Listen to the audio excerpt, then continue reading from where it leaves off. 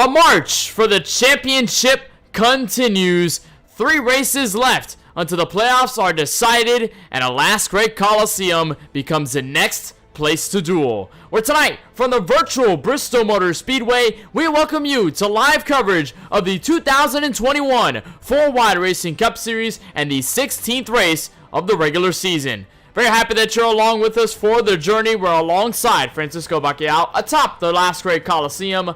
My name is Kenneth Bueno. And Francisco, this race, out of many that we've seen so far this season, could potentially be one of the wildest that we've seen. And a lot of the short tracks that have happened over the course of 2021, looking at Martinsville, looking at a handful of others that we visited, none though quite compares to this last great Coliseum right here. And with only a handful of races left in the regular season, that means all the tensions of the points racing can also be brought here as well.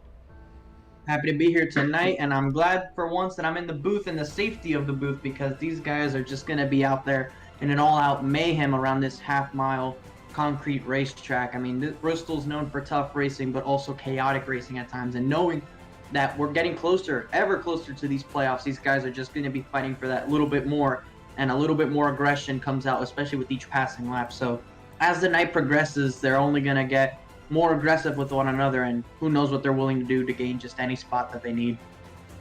And any spot will be precious. As for the playoff points, we have had a quite number of changes between certain drivers. So Kyle Benson continues to lead the way with his win this season and with all the points he's gathered so far. So we'll see whether things change or whether anybody else can step up to the plate, put themselves in contention for a title. We already seen the Dash for Cash get decided last week and Wednesday night at the Atlanta Motor Speedway, so no more runs for the cash. Now it's all for the biggest prize in the bigger picture of the title for 2021 when we get there to the end of June. But before we look at that, it'll be our time to take a look at the Bristol Motor Speedway from a higher top view, get a better look of where we are in the virtual world, courtesy of Google Earth and the images provided by them. You'll step into Bristol, Tennessee, and there goes the small but powerful half-miler, the Bristol Motor Speedway, 0.858 kilometers, 0.5 miles, of course, located in Bristol, Tennessee, just shy of Bristol, Virginia, not too far from the border itself, with the banking at about 26 to 30 degrees in the turns and 6 to 10 degrees on the straight. So merely what you see at Dover, just a little bit amplified. And of course, 4 turns, track opened back in 1961, has provided countless of historic NASCAR moments and continues to bring NASCAR racing. And actually, Bristol Motor Speedway being a part of news recently as a part of trying to operate and renovate the Nashville Fairgrounds Speedway. But nonetheless, our focus stays here. And Francisco, before this race goes underway, I know there's a lot of things on mind for a lot of drivers, especially if you're one that is looking to go into the playoffs or to continue your stay in the top 10 for those very playoffs. But tonight, if there are any keys to get around here for 250 laps and get to the checkered flag, what are going to be those keys if you want to be that driver in victory lane? You're going to have a clean car tonight. I mean, many races at Bristol you've seen have finished with people with modifieds, no front end on their cars, and they're still able to put on some pretty decent races. The only thing is you have to have the car intact at the end of the race in order to have a car to be able to race those last couple of laps. If you're able to do that, keep a clean car, keep out of trouble, and sort of hold back in a sense, and make sure you're able to put the pressure on and start going to the front when the time matters most, that's when you're going to be able to make up positions. I know I was in a Bristol race not too long ago, and I literally was just in the back the entire race until the second to last or last restart, and I drove my way to almost a top 5 finish. So you basically want to try and stay out of trouble, and there's people that will go for the strategy of also just trying to lead every lap. But in doing so, if that's the strategy, you will also find other people who want to do the same thing, and that's where problems arise. Conflicting strategies, trying to fight hard, and it's just you have to choose the better of the two strategies. There's no wrong one, but you can make a mistake, and it turns out to be the wrong one for you.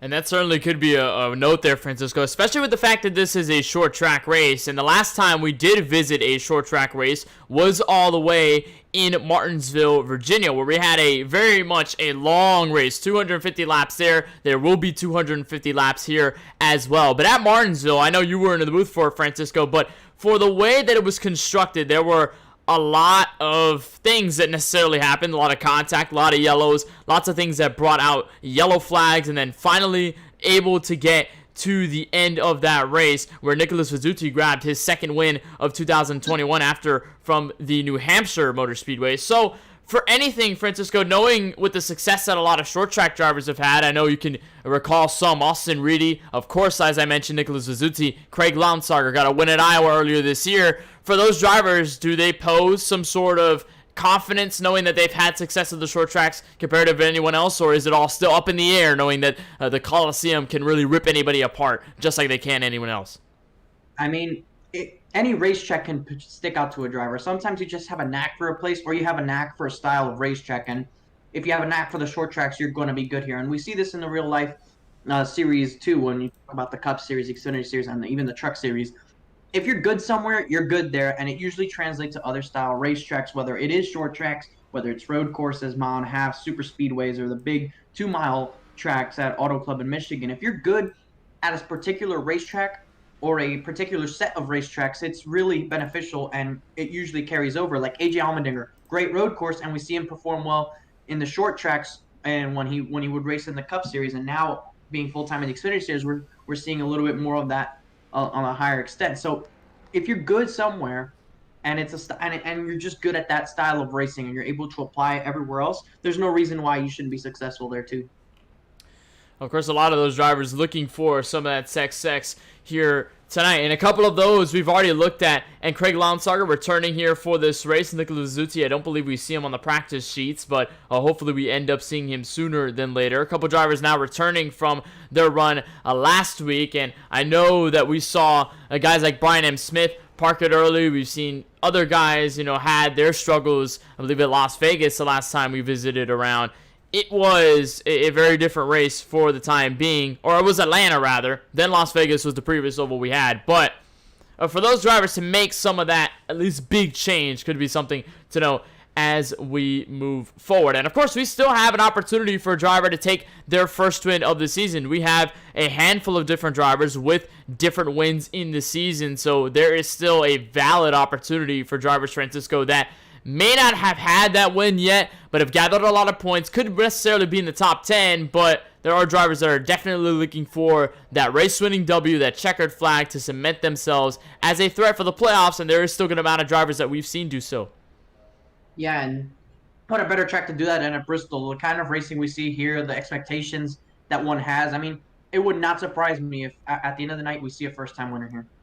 And we saw a first-time winner last week at the Atlanta Oval with the 79 of Ryan Steenbacher. So we could go fresh off that stroll. We've been, at least, the last two races have occurred with two first-time winners. Kyle Benson with his first win at the Charlotte Oval, and then Ryan Steenbacher's his first win last week at Atlanta. So we could very well see a first-time winner come out of Bristol, Phoenix, or even Daytona when we move to the end of the regular season. And speaking of which, we do have those three races coming to the end of the regular season. Then on June 2nd is where we will start the official playoffs for the 4Wide Racing Cup Series. So we will have Bristol here tonight. We'll head to the short track out west at the Phoenix Raceway on May 19th next week. And then finally on May 26th, just shy of Memorial Day weekend, we will head to the Daytona Oval to cap off the regular season, take some time off, and then head back for the Richmond Raceway to start everything as it stands. But there still is a rather long way before we get there, and as qualifying ticks all the way down to 0, well, it'll be our time to take a look at your starting grid, see exactly where every driver and your favorite driver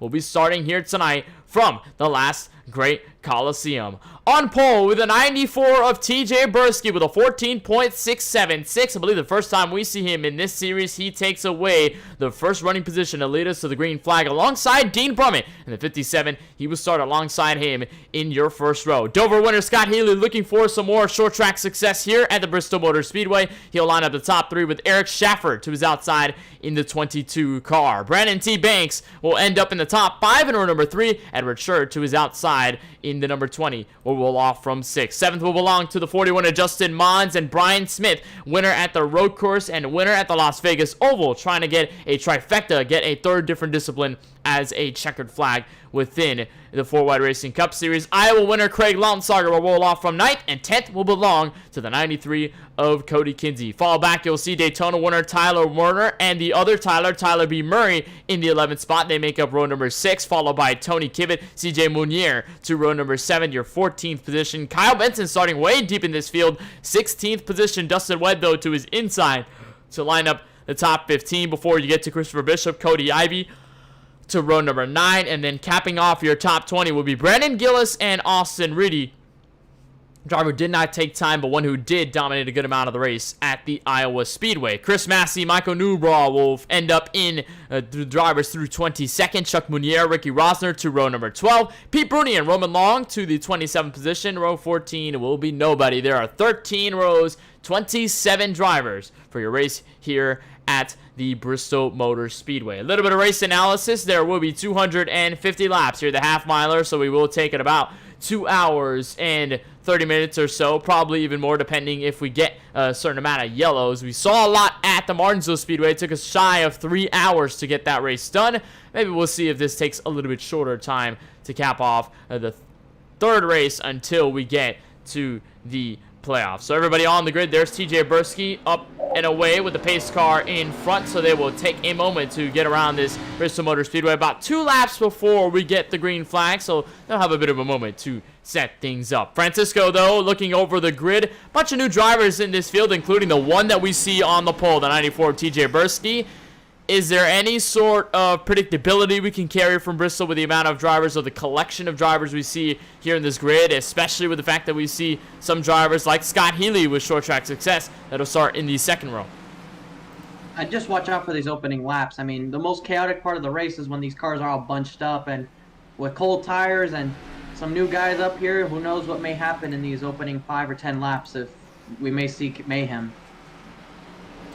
So one more lap before we go green. Take a look back at our weather. We saw it a little bit earlier, but our temperature in the air rolls at about 80 degrees with track temp only 3 degrees over. So it is fairly cool here in Bristol, Tennessee, in the southern side of the United States. No worry about either slickness on the track. We have the lights over here from Bristol with winds barely to the southwest at about 3 miles per hour. It is a mostly cloudy evening.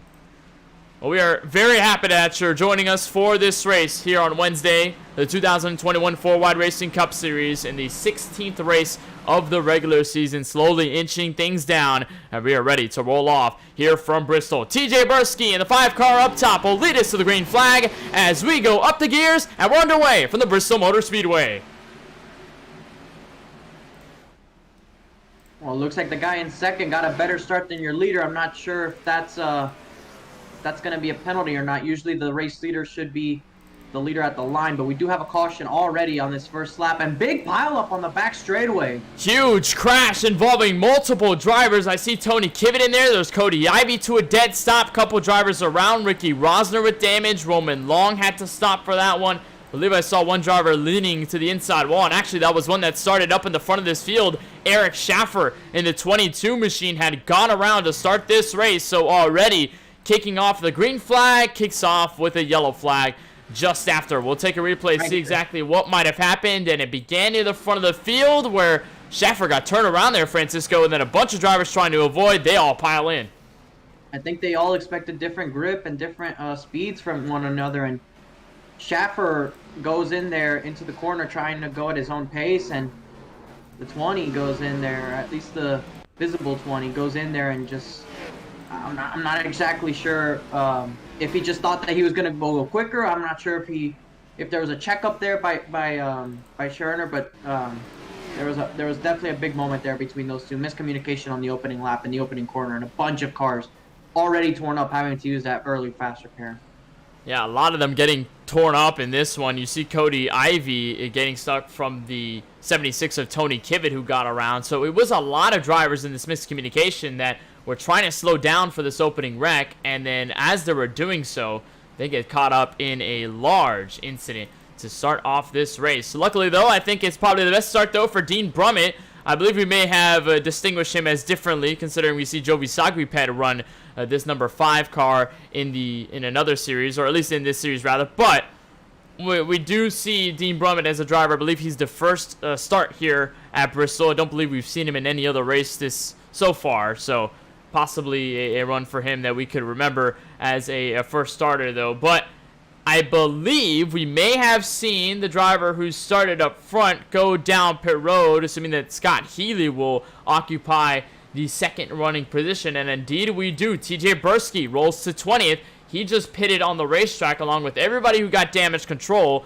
So TJ Bursky started at the front of this field, think he may have another shot, another guess here. Went down pit road immediately to start this race. Any different strategies you could reckon here, Francisco, from that? He lost the lead on that opening start and probably just wants to ride in the back from what I was mentioning earlier. If you ride in the back and you stick to it but don't go a lap down, then this strategy absolutely works, because if people keep having incidents like they did on this opening lap, then they'll crash each other out of a race, and that's spots that you gain. But again, on that start, I'm not exactly sure if they did go when the lights went green, but if they did, that 5 got an awfully good start, but I'm not sure what exactly is going to get done about that. Because I know on the initial start of the race leader is supposed to lead the field when they get to the line. I'm just not sure if that's how, in this particular league, if they'll do it that way or not, but that's what it looked like to me. Well, technically on starts here in iRacing, the guy on the outside can make position on restarts, although obviously if you pass the leader, that does count as a penalty on initial restart. But I believe by the time that they waved the green flag and they initially called it a start, that Dean Brummett got the better start, went up to the outside, and technically on restarts, it is not a penalty if you do go on the outside. It's only a penalty if you go down low. So for Dean Brummett, I think he used that finesse to his beneficiary, and now he will start on the front row to start on this restart. And in terms of starts, he gets a very good one. Back to turn 1. Green flag is back out from Bristol. And that was perfect. You want to do that. The restart here on the outside lane is the most valuable thing you could have. You just get such a great launch off the corner, keeping the guy on the inside guessing, and it causes a wheel spin. And speaking of spinning, there goes the 64 Scott Healy around off turn number 4, and oh, more contact as they try to avoid him.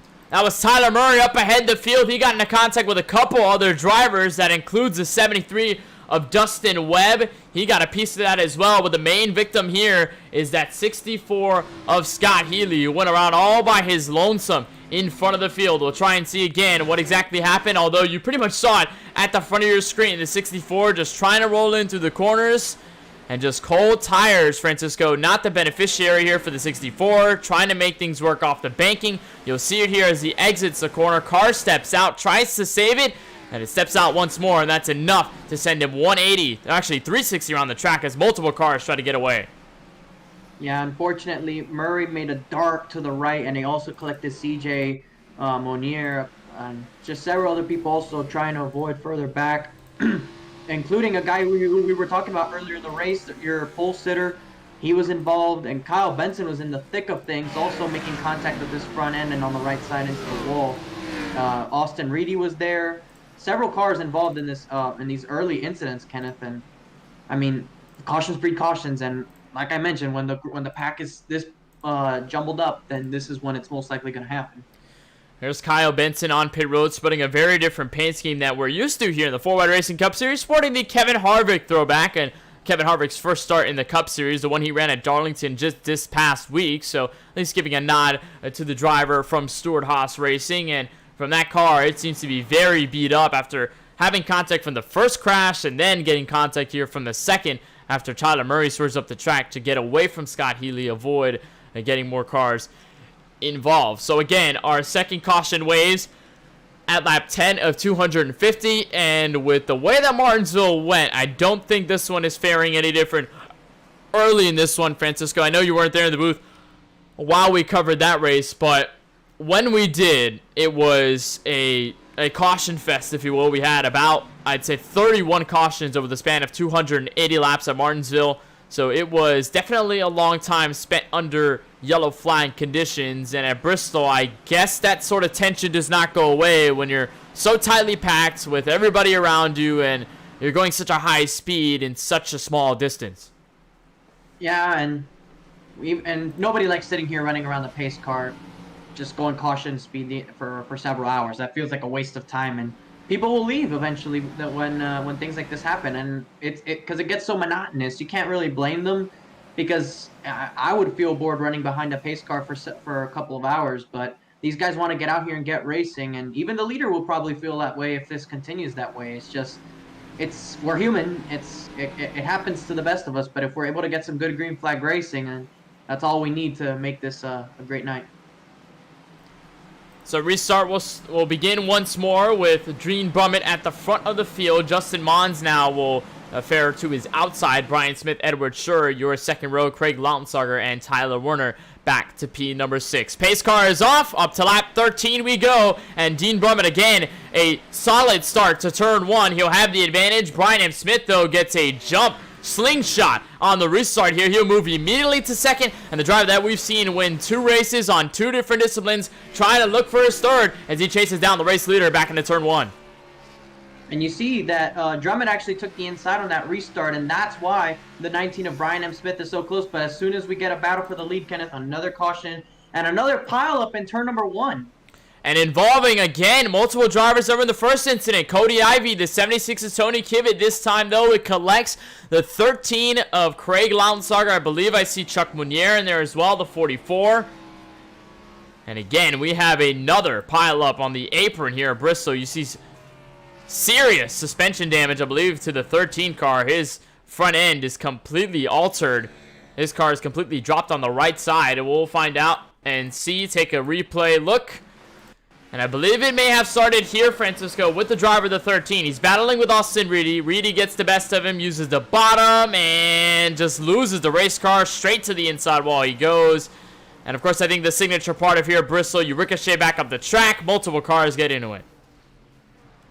Yeah, it looked like they had him avoided for the first part, but someone didn't get the memo on back, and that's where the pileup started. And it looked like initially what got him loose was that 94 came to his outside, and he probably wasn't expecting it. He was going to let the car drift up wide, you know, to take the normal racing line. And next thing you know, there's a car there, and he's trying to stay off of him, and that's what caused him to spin. But you saw there, a couple cars trying to avoid him. They get loose off the corner, and it almost feels like 2 separate incidents. But right there, you see cars already starting to hit him, and that blocks the racetrack, and they have nowhere to go. Light contact there for Tyler Murray. Nothing crazy, though. He's able to keep going. You see actually a little bit of a damage on that right rear, which may have come separately, but 3 cautions in before 20 laps into this race, Kenneth. Already very quickly on we go. And as of lap 17, already our 3rd caution of the evening. So a lot of drivers, I think, for the most part, a lot of ones that were involved in the first handful of incidents continued to be a part of the second group of them. Because Tony Kivitt, Cody Ivey in the 81, you see Tyler Murray with bare contact, but they were all involved in this one. Chuck Munier, though, Craig Lautensager are some of the new contenders to get damage. And as for them, I don't believe they really want to burn a fast pair so early. I think we saw it at Vegas not too long ago, Francisco, where we saw a large wreck on the back straightaway to start the race. We've seen a couple of large wrecks already there.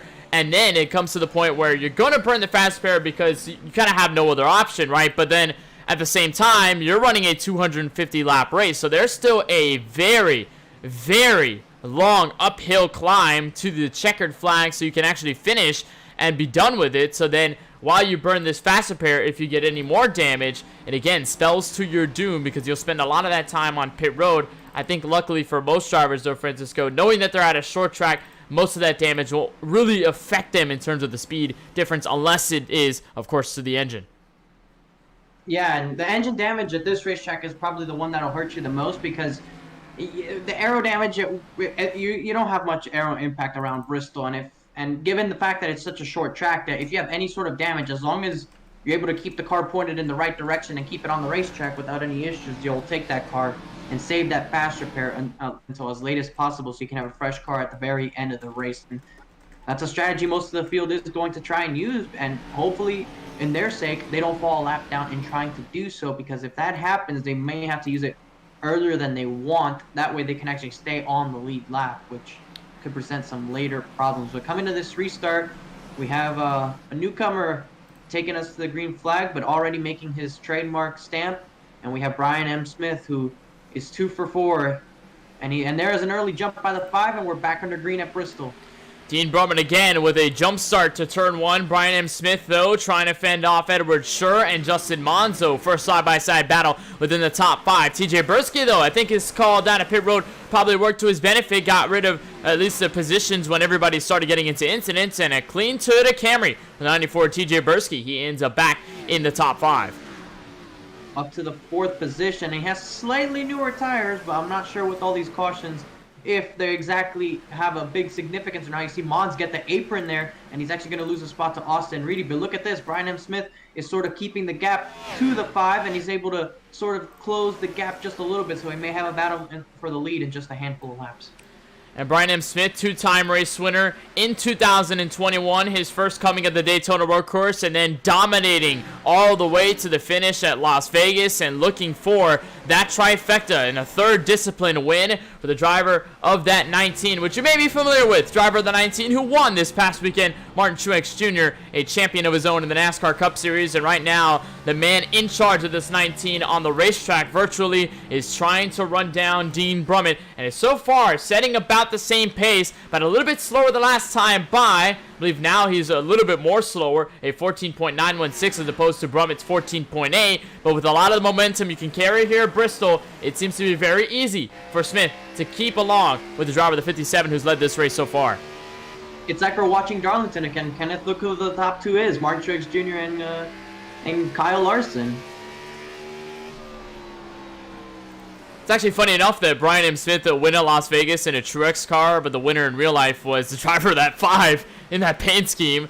Maybe a little bit there, but nonetheless, I think top 2, though, have broken away. They are under a blanket seamlessly. Here comes TJ Burke, though, and TJ Bursky to the inside of Edward Schur. He'll make contact. Schur will go to the outside wall, but no harm, no foul. We stay green. Could have been a very big incident, but a small tap. Think that may be what you need if you want to make a move here at Bristol Motor Speedway, just not at lap 28.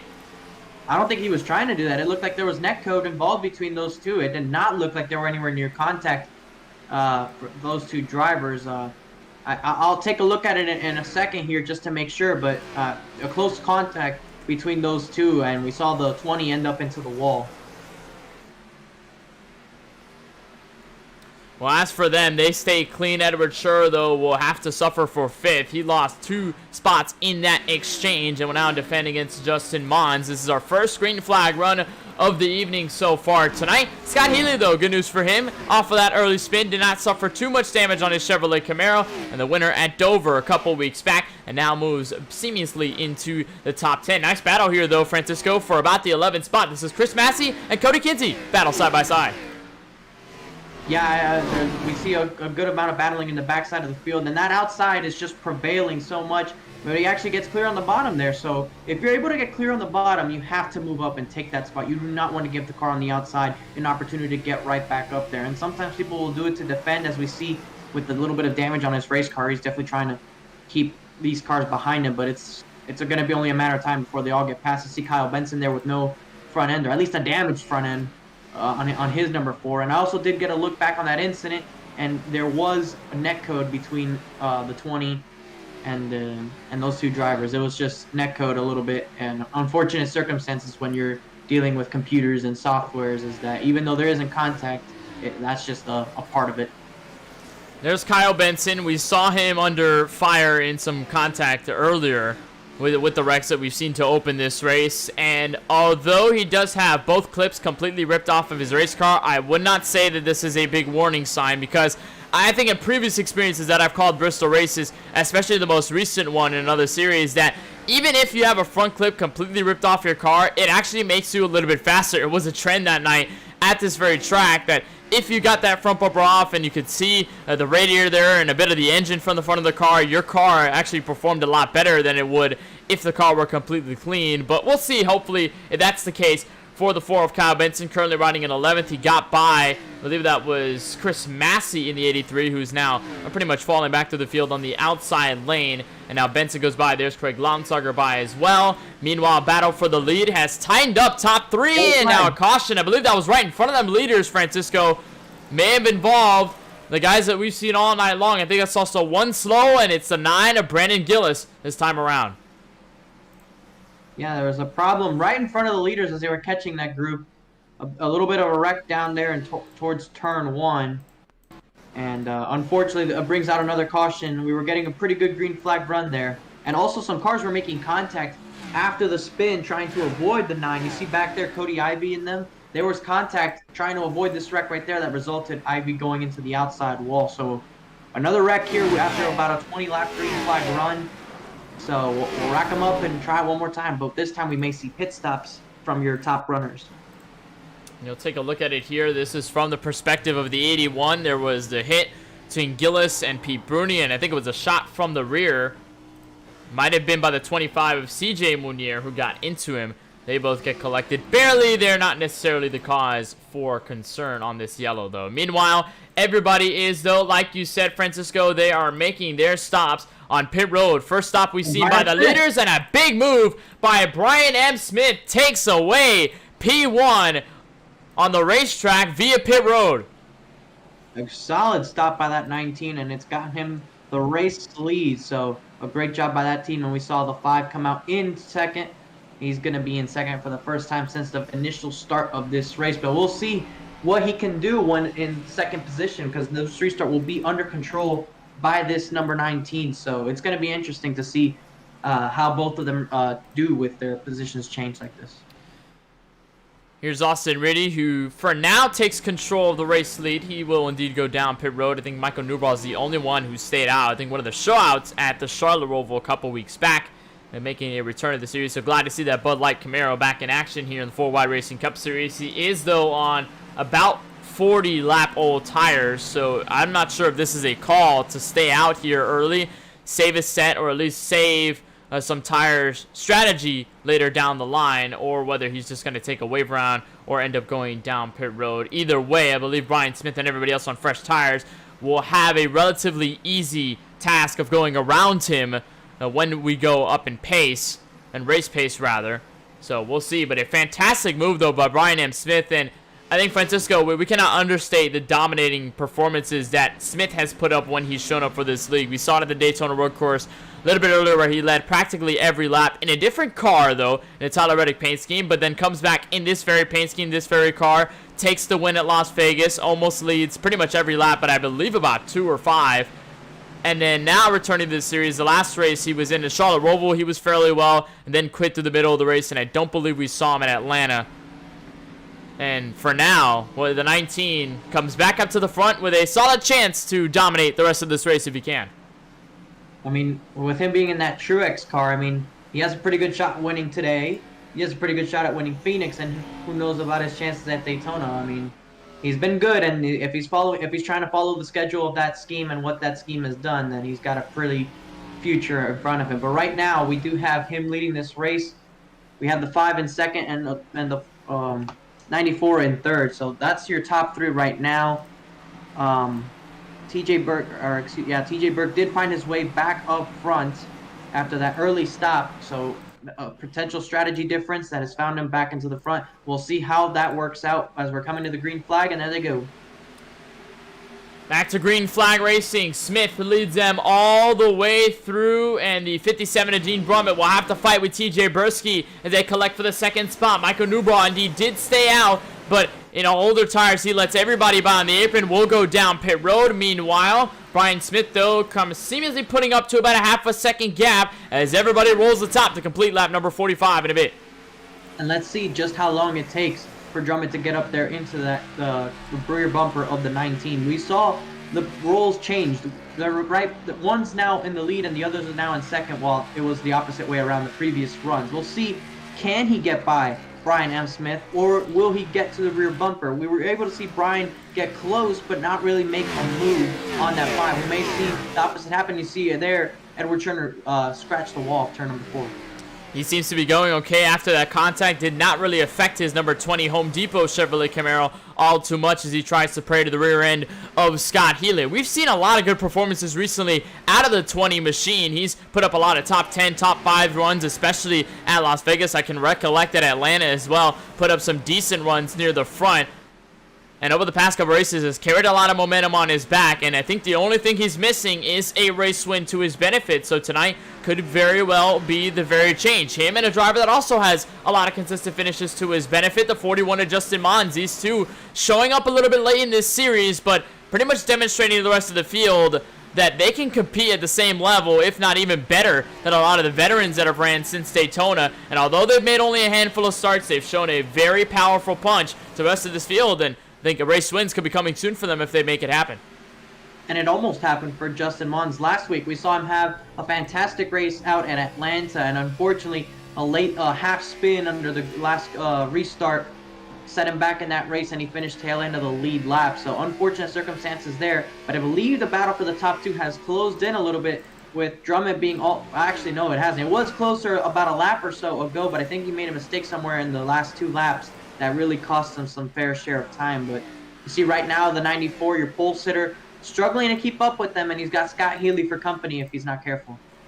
And the 94 of TJ Bursky, so he's already on his way up the field. There's Cody Ivey with some damage, a little bit slow on the racetrack, letting the leaders by. And TJ Bursky, I think the last time I saw him, or one of the first times I saw him, was not too long ago. I believe it was last Friday for Fast Fridays and Next Gen cars at Richmond Raceway. I saw him in that open event from Podium Esports and saw him win one of the respective heat races, ran a good race through the midfield, and good to see him making a start in the 4 Wide Racing Cup Series. And I believe we may have seen a couple from the 4 Wide Racing Cup Series make that start in there. So it was nice to see them during that race, and TJ Bursky, one of those drivers. And I believe that he's compared a relatively quick pace. If not, he's the quickest right now, Francisco, out of the drivers in the top 5, at least that last time by. But as we're going to see over the course of a run, we're going to see the tires start to wear off. We're going to see the drivers have a little bit more trouble with the grip side on the race cars, and it may not be as easy to keep away from that outside wall as it seems.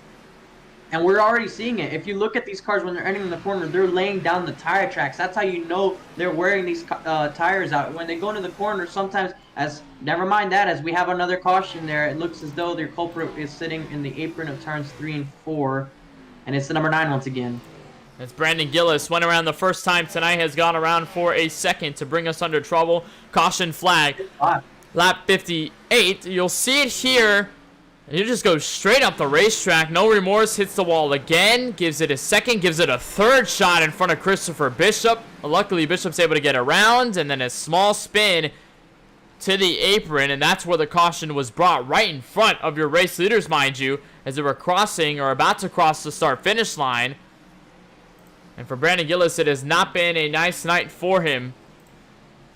As everybody else, though, will take a moment down pit road. Brian M. Smith looking for, again, another strong start out of pit road. We'll see if he does it from there. Jacks are off, and away he goes.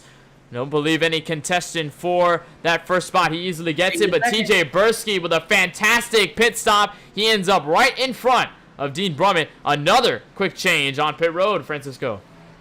Brummett seems to be struggling on pit road as it seems right now. That's 2 positions he's lost in these critical pit stops. First to Brian Smith and now to TJ Burke. So it's trouble for that 5, but if he's going to have more opportunities later in this race, he's going to have to figure it out so that he doesn't lose the spots when it matters.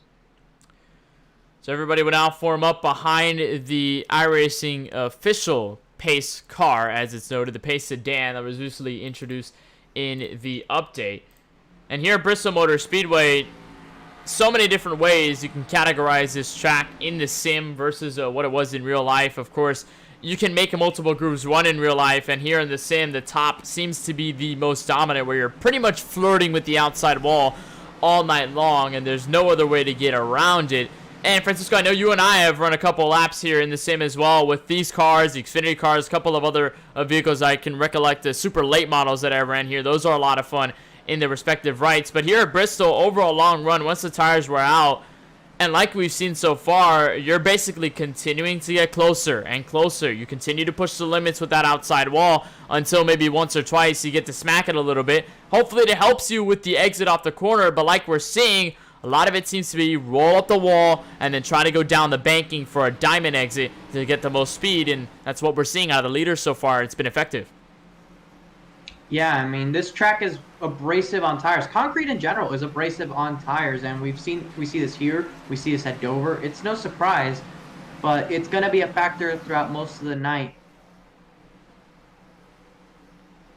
So Brian M. Smith will continue to lead this race. One of the handful of cautions that we've had so far tonight. We'll take a look at our race summary. Still 190 laps to go, so there is still a long road ahead for these drivers when they come back to the green flag. We've had 5 cautions, 25 caution laps.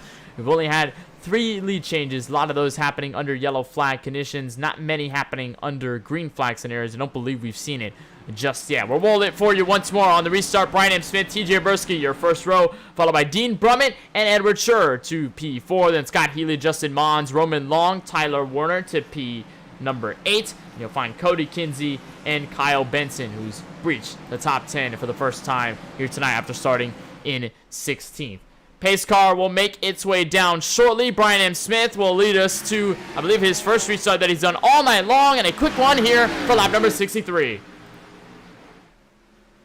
You see Bursky right there into that second spot, sort of keeping him honest in these first couple of laps, doesn't let him get too big of a lead, and he's able to stay a little bit higher, the 19 sort of diamonding the corner. That's a strategy that we've seen cars can do here. If you can diamond the corner, that also really helps because you defend the bottom to an extent on corner exit. It really doesn't give the car behind much of a choice. And for now, it seems to be working for him, pulling away with a decent lead and controlling it over TJ Bursky. As for the moment, they were side by side for about 5th, but that has since simmered down, and it has fallen back to this battle right here. Roman Long and Brandon T. Banks. Banks, though, will win the battle for the meantime. Craig Lounsarger now going to be the next one up ahead to try and take this position away. Just how deadly that outside can be, especially if you go onto the bottom side. You don't get much of that momentum.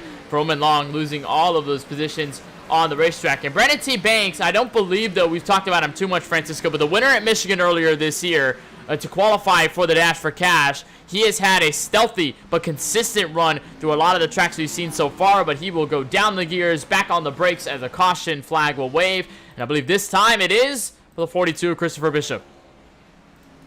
It's number 6 on the night, I believe. 6th caution around lap 67 in this race. So we still got about a quarter of the race left to run, perhaps just a little, about 3/4 actually. A little less than that. Oh, not sure what that was about there. Got sideways in turn 2, almost had a little bit help.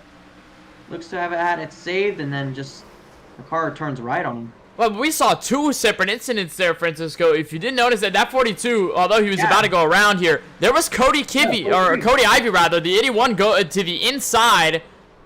And I'll try to take a look here with the 42. You see him save the race car.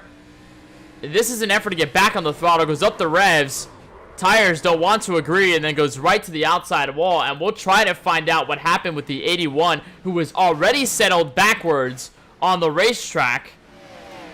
Looks like he was there for a while. Oh, this was all by himself. So I'm not sure whether this was the cause of the yellow or whether the 42's issue was the real consequence. I think it might have been first with Bishop, knowing that Ivy was under the racing line. And then here, as he spins across the track, this is where iRacing deems it as the yellow flag. Bam, right into the 25 of CJ Munier, who has absolutely nowhere to go and has been involved in every incident since the drop of the green flag. Again, not able to escape this one. Yeah, that is the absolute worst position to be in. I mean, you can see that coming, but at the same time, you have nowhere to go. So he goes down pit road. Of course, will take some damage repair, and I believe he's already burned off that fast repair to his credit on pit road. So he may just have to spend all that time down in order to repair it all. And who knows how many laps he can go down, because here at Bristol, with the amount of distance we see at a short track like this, if you spend a good amount of time on pit road, you have a very high risk of running yourself a lap down or more. And with some drivers like Christopher Bishop and CJ Munier, that seems to be the case. They are already 1 lap down. Cody Ivy is the last car running on the racetrack, 6 laps down. And then everybody else, Brandon Gillis, Chris Massey, Dustin Webb, Chuck Munier, have pulled it behind the garage, and they are done. All of them at least 16 laps down or more. So already starting off with about 27, we're down to 23, and enough. Just only about 20 cars run under the lead lap tonight.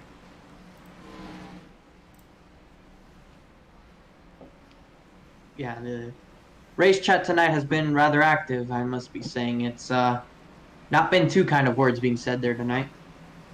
Well, it is Bristol. I mean, you're going to have tensions no matter what. I believe Martinsville had the same issue where drivers getting into contact, drivers getting into accidents. It happens, and every time you go to a short track, tensions will never get easy. I don't think we've seen a race where the tensions don't boil over at some point with at least one driver. It happens all the time. And at Bristol, we've seen a lot of those kind of moments. I can recollect Terry Labonte, Dale Earnhardt a while back. I believe 1996, if you can correct me there. And then Tony Stewart, Matt Kenseth, 2011.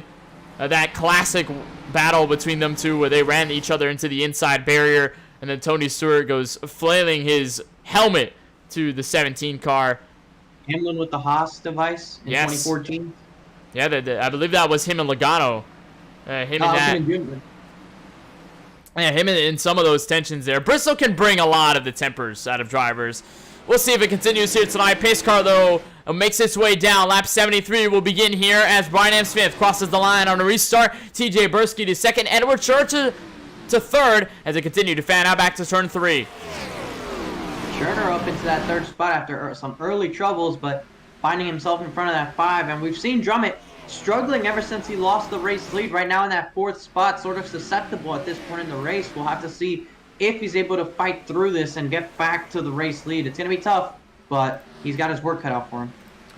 Currently right now in that single file position, so although he's lost a spot since leading this race, it has not been all bad luck for the driver of that 57. And as for now, he tried to take a peek underneath the 20 of Edward Scher, but seemingly did not work as that bottom line does not get a lot of this momentum. How about the driver right behind Tyler Warner, the car that's all beat up? And I did say it earlier where there was a trend last time I called the sim race at Bristol Motor Speedway where if you had the front clip ripped off, you were seemingly faster than what you were when the car was clean. And for the playoff leader, Kyle Benson, that seems to be all true as he's catching up to Tyler Warner for that P6 position. Oh, I mean, if it's working, then don't fix it. I mean, keep that front end going, close the engine, you can run a little bit more tape. I'm not sure how we still have a camera here on the front end as you ride along board with the Ford Mustang of Kyle Benson. Maybe they bolted it onto. They bolted it on the radiator, put it on the chassis. It does not matter. He is reeling down, though. Daytona winner, 33 of Tyler Warner. Both of these drivers we've seen competitive in the point standings. Warner has had a good amount of shots to go for that first spot and lead the way to the playoffs, but I'm sure Tyler Warner with that win and the amount of points he's carried with position so far and finishes, he's going to be able to run for the championship nonetheless as they run side by side for position. Meanwhile, there is about a 3-car train and maybe a look for position. Justin Mons underneath Edward Scher as Dean Brumman actually got by for 3rd. He did get by for that 3rd spot, and the top 2 are also separated by about 2 car lengths as well, with Bursk right behind your race leader, trying to see if he can find a way around him. You see them right there, 2 car lengths in it between your top 2. And Bursky continues to reel down the race leader. He was a little bit slower, but like we saw with Brian M. Smith and Dean Brumman, it doesn't matter if you're just a little bit slower. You can keep pace, keep the driver in front in your crosshairs, give him some of that pressure, and possibly force him into a mistake. The fact that the drivers are running so high up against the wall, with the way that you're running here at Bristol, Francisco, you can be susceptible to either smacking the wall by diving it too deep or putting too much throttle and smacking the outside wall, which we've seen has been very dangerous at a track like this. And if you're TJ Bursky, just applying this pressure, even simply keeping pace, could allow the 19 to get forced into a mistake and give you that opportunity to get by. And it doesn't have to be just this racetrack as well. With the recent changes that iRacing has done with the track properties, it can happen on a 1.5 miles as well when you're running the outside lane late in the run. It can happen at Kansas, it can happen at Homestead, or even Atlanta. But I do believe we have a caution out on the racetrack right now once again. And we'll try to get a look as to what happened. Early cause looks to be the 88 of Banks, who's missing an entire rear clip. And we'll try and see just why he's missing that rear clip. We'll try to see exactly what may have caused this yellow flag here on lap 85 of 250. We hadn't seen damage, though, prior for the driver of the 88, and this is where it begins. Getting loose off the corner and extra help from Scott Healy. Yeah, unfortunate for him. He got loose and looked to try to save it, but the 64 finished him off. Not his fault there, but that about did it for him, and he had no rear bumper. And just barely sitting on the racetrack there when he came to a complete stop is why iRacing threw the caution. You see right here as he's spinning around like a top right there. right there is where that iRacing threw the caution. There's that hit once more from a look at Scott Healy's Chevrolet Camaro. And gets a hit right there. He has pretty much absolutely nowhere to go there. I mean, just running his own lane, and then Banks comes swiveling down as he was trying to save his race car. And then Healy gets to him. And speaking of Healy, he goes out of pit road. He ends up staying out. I believe everybody here decided to go down, and no changes in position between the top three. So although we've seen a lot of the change for position happen within the top three in the past couple restarts, it'll be Smith, Bursky, and Brummett out of pit road. No changes there. Scott Healy, we'll see if this call is to stay or if it's very temporary. We saw it with Micah Newbraw a little bit earlier tonight, so we could see very well the same with the 64. And how about Scott Healy? We talked about him a lot throughout this season, ever since his win sprouted up at Dover with a phenomenal pitch strategy call. Won the race by almost about half a second to Kyle Benson, and it got very close, but close was no cigar for Kyle Benson. It was enough for Healy to have his first win of the season. And likewise, like we've seen at a lot of the other venues ever since Dover, he's never really let that consistency go. We've been watching him in the top 5, watching him in the top 10. A lot of the races he's had has gone his way, and he's been able to keep himself consistent, even if it doesn't land in a race win, even if it doesn't land in potential victory for the second time this year. We've seen a lot of that strong performance out of the 64. No, this car isn't necessarily one of strength, as he's going to be on the oldest tires, but showing a lot of promise again on every discipline is that 64 of Healy. Yeah, and sometimes all it takes is a good run to really build a series of great runs. It could be a win, it could be a top 5, it could be anything. As long as it's a good run and you feel very confident in what you did and you feel you can go out and do it again and do it, that's where the momentum starts building. And that's what happened with his win at Dover. So right now he's going to be leading this race with old tires, and crucially he picked the outside lane, which is the favorable line here. If he's able to time this right, he'll get a pretty decent jump on this 19, and he's going to test. With his main test, he's going to be testing here, how long does it take for them to get by me? Because this is building notes for later in this race if he has to do a different pit strategy. Right there, he's back on the gas, and they're able to stay side by side. Well, it won't take long for the lead to change hands. Brian M. Smith takes it back away from the driver on the oldest tires in the top 5. Scott Healy now. TJ Bursky to the inside. Dean Brummett as Justin Mons fights with Edward Schur for the edge of the top 5. Healy, though, holding on, and as soon as you get the yellow, or the green flag, rather, caution flag does indeed wave. This time the third one for the 76 of Cody Kivitt. Tony Kivitt, rather. He's been involved in a handful of incidents tonight to start this race, and the luck doesn't seem to be faring well. I believe did get his fast repair earlier, and he does bring out the caution on lap number 91. May have had a little help here. We'll have to get a look, and yep, right there gets a little bit of a push by that 4 of Kyle Benson, and a little bit of contact later on when he was facing backwards. And I'm not sure exactly what went into this. It looked like he was drifting up the racetrack trying to get close to the wall, and Benson was trying to be a little bit further off of it, and I'm not exactly sure if they expected different things out of one another. That was most likely what I thought. I think one expected the other to do something that he wasn't, and that's what that resulted in that contact. Kyle Benson just a little bit deeper into the corner than the 76 of Tony Kivitt, and then you see an extra hit by the 08 of Pete Bruni to give him some of that extra damage. And luckily enough for the 76, I don't believe it's too much damage, but nonetheless, I believe he has already made a trip down pit road, has just barely escaped going one lap down on the track to see the pace car make its way around with Brian M. Smith as your current race leader. So there's Kivitt going back around with some damage on his car. It has been very unlucky for him so far tonight. Pete Bruni also going to make a stop, and I believe one of the dark cars we saw also make a trip down pit road. There's Tyler Warner, Craig Lauensauger, a couple drivers making their stops, Eric Schaffer, so maybe 4 guys like Tanner Warner who are running in the top 10. Could this be a strategy call as we reach the halfway mark of this race? And we saw it play out early in this race by Bursk. We saw him go down pit road early in the race and go off strategy to the leaders, and he was able to get back into the top position. So maybe they're going to try the same thing now, especially knowing that they have less cars to contend with probably at this point in the race than earlier, as we do have at least 6 cars or so out of this race at this point. So they go down pit road. They end up out near the midst of the top 20. And we have double filed ourselves for yet again another restart. Bunch of yellows we've seen to start up to lap number 94. And still about another half of racing to go here on 4 Wide Racing. So again, happy that you're with us here on MaxSpeedTV. Wednesday night's always open here for 4 Wide Racing action. You can catch us at 9:10 p.m. Eastern every Wednesday night up until June 30th, where we crown a 2021 season champion. And for two-time race winner in 2021, Brian M. Smith looks to lead this field from the top groove of the racetrack. TJ Burst to his inside, followed by Scott Healy, Dean Brummett, Edward Scher, Justin Mons to the top 6, Cody Kinsey and the 11 of Austin Reedy will be behind them, followed by Tyler Murray and Roman Long to your top 10. They'll make another run here from 3 and 4, and again, we'll have another restart here. Looking for a semi-long run. We've seen our longest, I believe, at about 20 laps, more than 20 laps time. And we'll find out how things fare. Pace Sedan goes back to pit road once more. Brian M. Smith, another quick start. We're back on our green at lap number 96. And a great start for him once again. They're going to be side by side for position behind him, which is exactly what he wants to see. Look at Brummett, going around that outside, and he's able to solidify himself into the second position. Bursk will have to settle in to third with Healy in fourth, and Justin Mons down rounding out the top 5.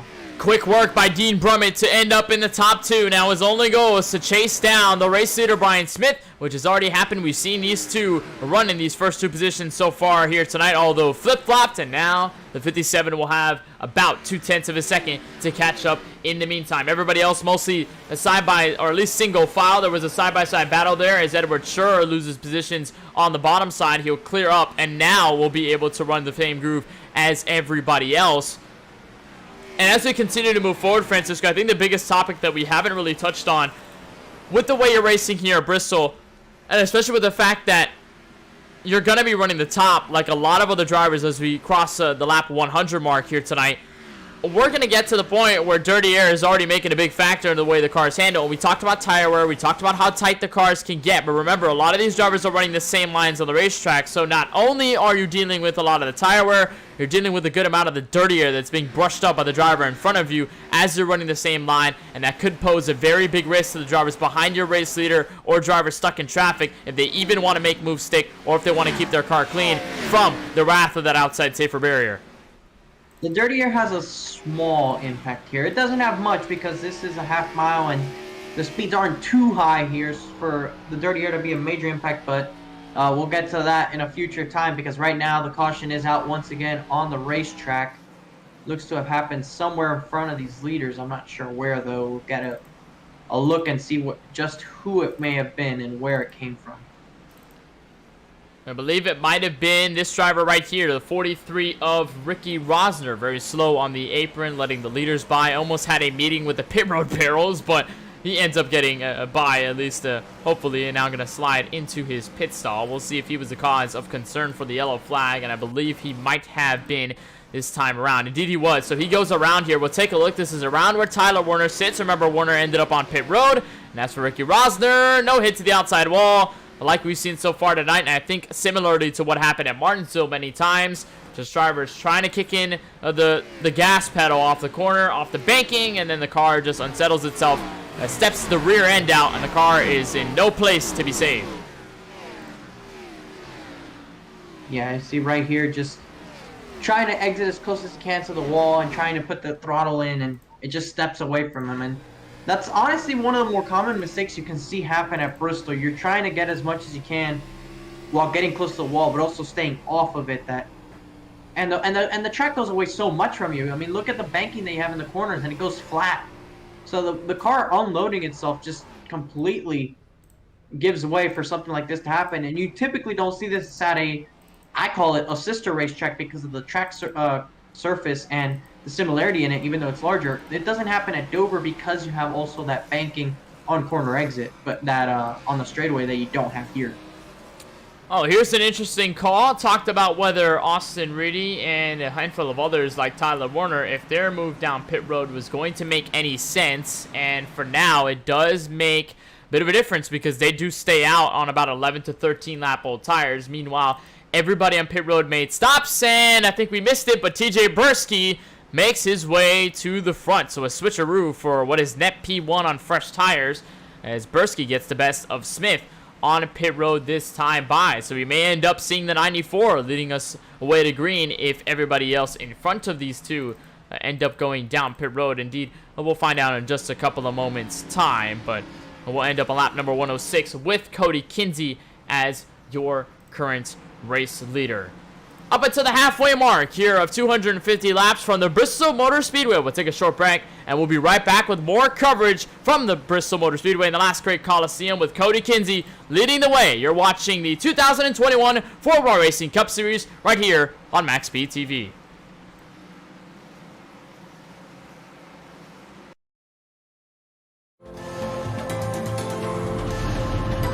We've been waiting for this moment. Generations of innovation all coming together in one place. A pedigree of more than 70 years of NASCAR Cup Series history, from the past to the present, from Petty to Earnhardt to Elliott. Today, there's no more waiting. The future of NASCAR is now. Drive the next-gen cars today on iRacing and step into the next generation of racing.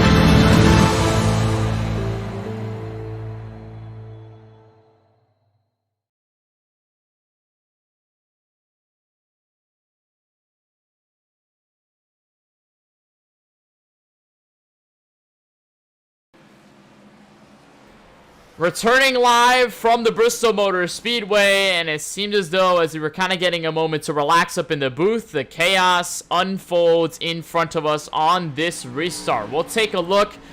It was a massive pileup. Remember, saw most of the drivers before we went to break go down pit road, so a lot of them are out in front on this restart. And we'll take a look as Austin Reedy had been on the older tires. This is with Cody Kinsey coming to the restart. First row, Roman Long, Craig Lonsarger the second. There's Tyler Warner and Eric Schaffer, row 3. And then you see Brian Smith, TJ Bursky, the ones on the freshest tires behind them. This is a run on the restart. And it was a mishap there by the 14 of Roman Long. Spun the tires. And as soon as he does that, goes veering to the right, collects Tyler Warner in it. And then all of a sudden, Francisco, leaders come spiraling in. Eric Schaffer goes for a wild ride and a meeting to the inside safer barrier. And just like that, we have another caution tonight, but this one being the biggest so far. Yeah, that's a byproduct of old tires on a restart. You're trying to put the power down, and the tires just, no, they say no. They just flat out tell you no, and we see what happens there. And we see the 22 of Eric Schaffer went for a ride, hitting the inside wall on his side, and he stays stuck like that for a good bit of time. You see right there, hard hit, and he's just there, stuck on that side, and he's going to have a car come hit him on his driver's side door while he stopped here. And this is the contact with Brian M. Smith. Remember, he was leading this race for a good amount, and this is the call to fresh tires with a buffer in front of him. And as it unfolds, nowhere really to run, nowhere to hide. His car steps out. TJ Bursky, though, luckily able to survive this. But former dominant driver Brian Smith, an extra hit by the 41 of Justin Mons. And we have a complete pileup at lap 112 of 250. Most of them trying to recuperate from this incident. Brian Smith did not elect to take a fast repair, but he has fallen back to 11th ever since. And Cody Kinsey still retains the lead. So I guess, Francisco, as we were trying to calm ourselves down, trying to maybe seep into a relatively decent long green flag run, we get probably the biggest crash of the night in front of us while nobody was watching. Yeah, it was a bit ironic, but I mean, crazy things happen at Bristol at any given point. We just you got to try and be ready for it, I guess. Well, Cody Kinsey was certainly lucky enough to get around. Austin Reedy as well. Craig Lonsarger, a lot of them were under the old tires here, and they still remain on old tires. Reedy, Lonsarger, and Kinsey have been on about 20, a range from 20 laps old to 28 laps old. The smallest number goes to Craig Lonsarger at 20, and then 28 goes to Austin Reedy, but they will stay out. Another restart here to bring us back under green. Kinsey, though, with a better start. Everybody with a cleaner start as they head back to turn 1. Much better the second time around, and we're actually able to make it down to the back straightaway. We see Scott Healy, who spun not too many laps ago, going for the race lead on the inside. And he'll almost get it, but he won't have enough gas to put in his race car on the bottom side, so he'll dial up the top and be chasing the leader. Top 3 in a small blanket as Edward Schur tries to make work of the 13 right in front of him. He'll dive to the corner. He won't have any success just yet. And everybody running single file as they cross the line for lap 116. Here comes Healy back to the bottom.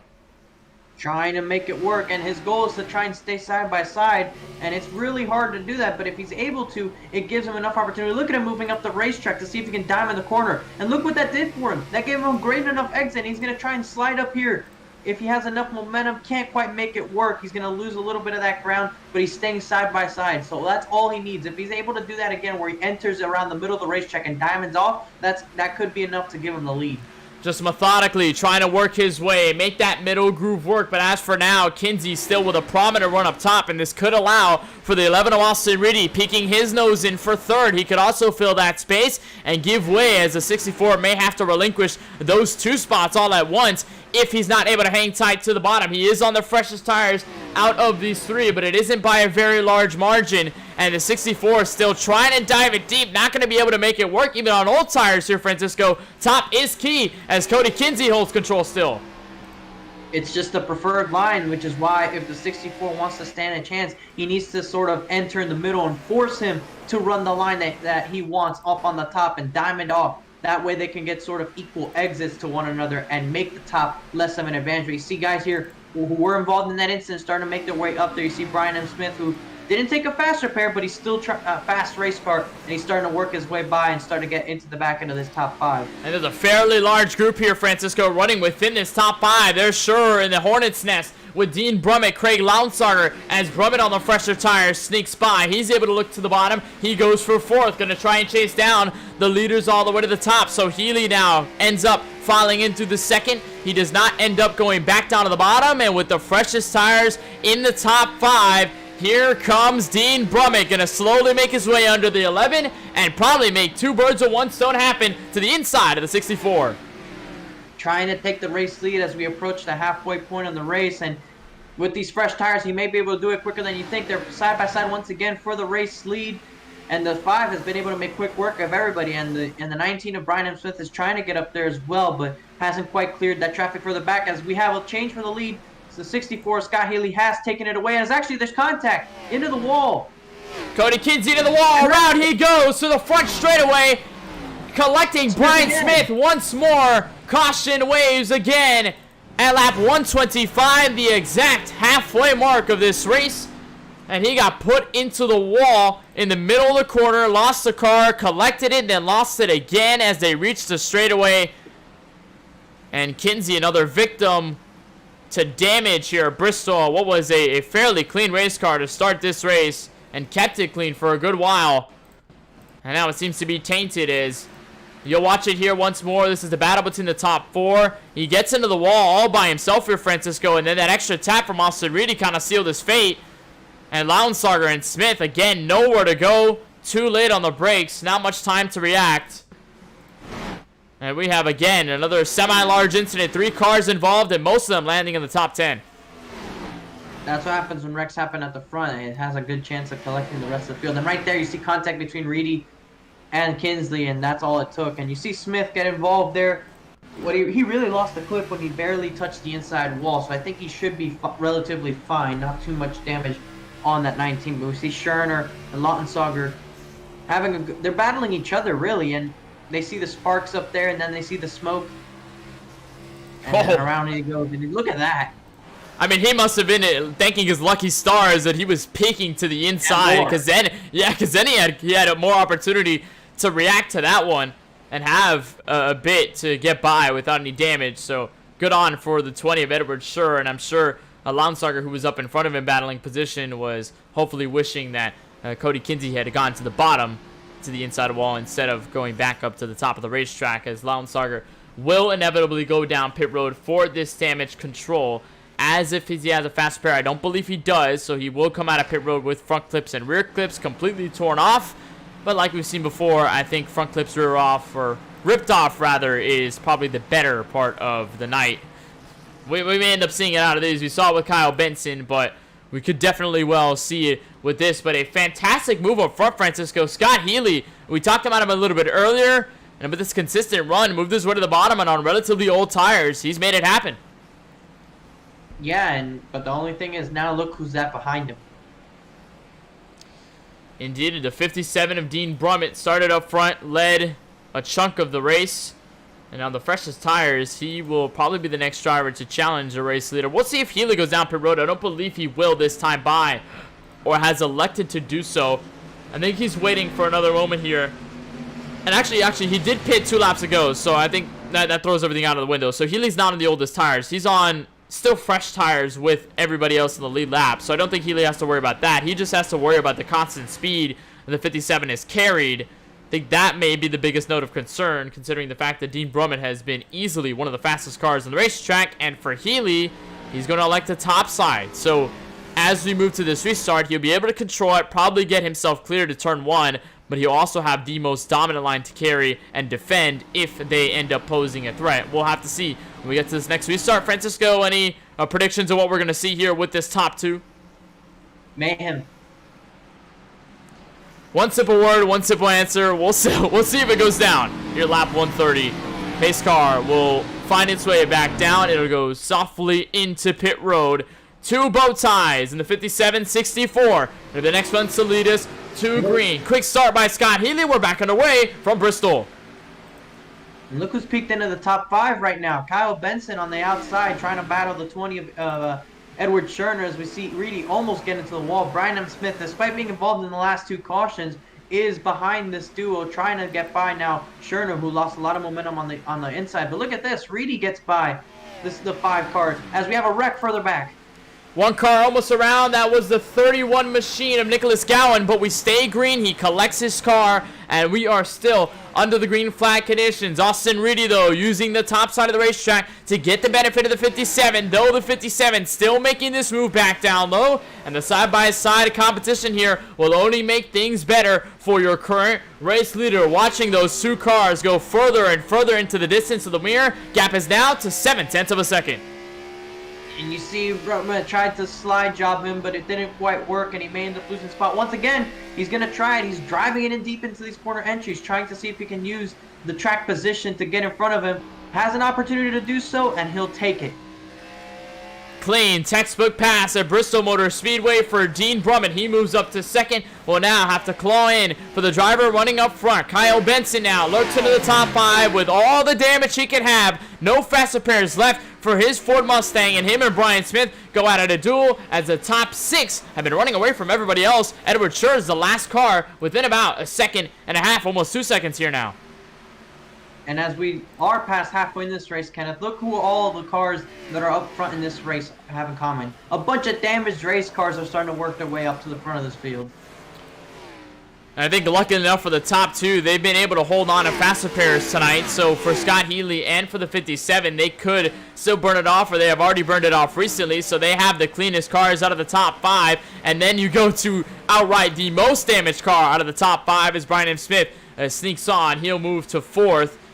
And Benson may have another thing to worry about. A lack of speed there on the straightaways could give way for Edward Schur to make a move. How about a driver in the top 10 that got damaged to start this race? Tyler Murray in the 8 machine. Resilience out of that Chevrolet Camaro tonight. Over the course of 139 laps, he's been involved in 3 of the many cautions we've had tonight. The last great Coliseum. And what a way to pick this up. Burns their faster pair and gets back into contention for a top 10, and mostly the top 5 as he battles with Nicholas Gowan. It's not about how you start, it's about how you finish, and if he's able to keep this up, he may be on for a good finish. And it just goes to show you have to battle at Bristol, not just the cars, not just other people. You have to battle with yourself too. You have to battle your patience and just keep telling yourself there's a lot more to go. There's a lot more to go. And telling yourself that puts you in positions like this where you got to keep running these lap times, because you know if you're able to keep it on the racetrack, a good finish is going to be waiting for you. And it's going to mean all the more better. It's going to mean all better if you're able to scrap this finish after what's happened in the beginning, because over the course of the night, you're going to have that roller coaster of emotions going from lap 1. If you're involved in that Quintet incident, you're already frustrated. You're already kind of down in the dumps because you didn't want to be a part of a crash so early in the race. And then you're kind of seeing what's going to happen and maybe hoping that you can get back up to the front. But then you just keep that never say die attitude. You stay up, pushing to the front, and you strategize your way up back. And especially with the amount of cautions, it's given a good amount of time for Tyler Murray to maybe possibly think up a new strategy and then slowly work his way back up, chip his way. And we still have about 100 laps left in this race, so there is still a good amount of opportunities that Tyler Murray still has left. But as for the race leader, this is the biggest gap we've seen all night long. Francisco, 1.3 seconds, and it has not looked back. 64 of Scott Healy now running into lap traffic. And speaking of where you said that he was pulling away, a caution comes out, and we see a pile up there in turn number 1, and your leader has to navigate around that. That's 3 cars involved in that as well. I believe I saw Pete Bruni. There's Lautensager and Michael Newbra, 2 of the obvious ones here as well. And I did see Pete Bruni with some significant damage, and he is still trying to recuperate his car. And it is completely torn up here. Get another caution, lap 147.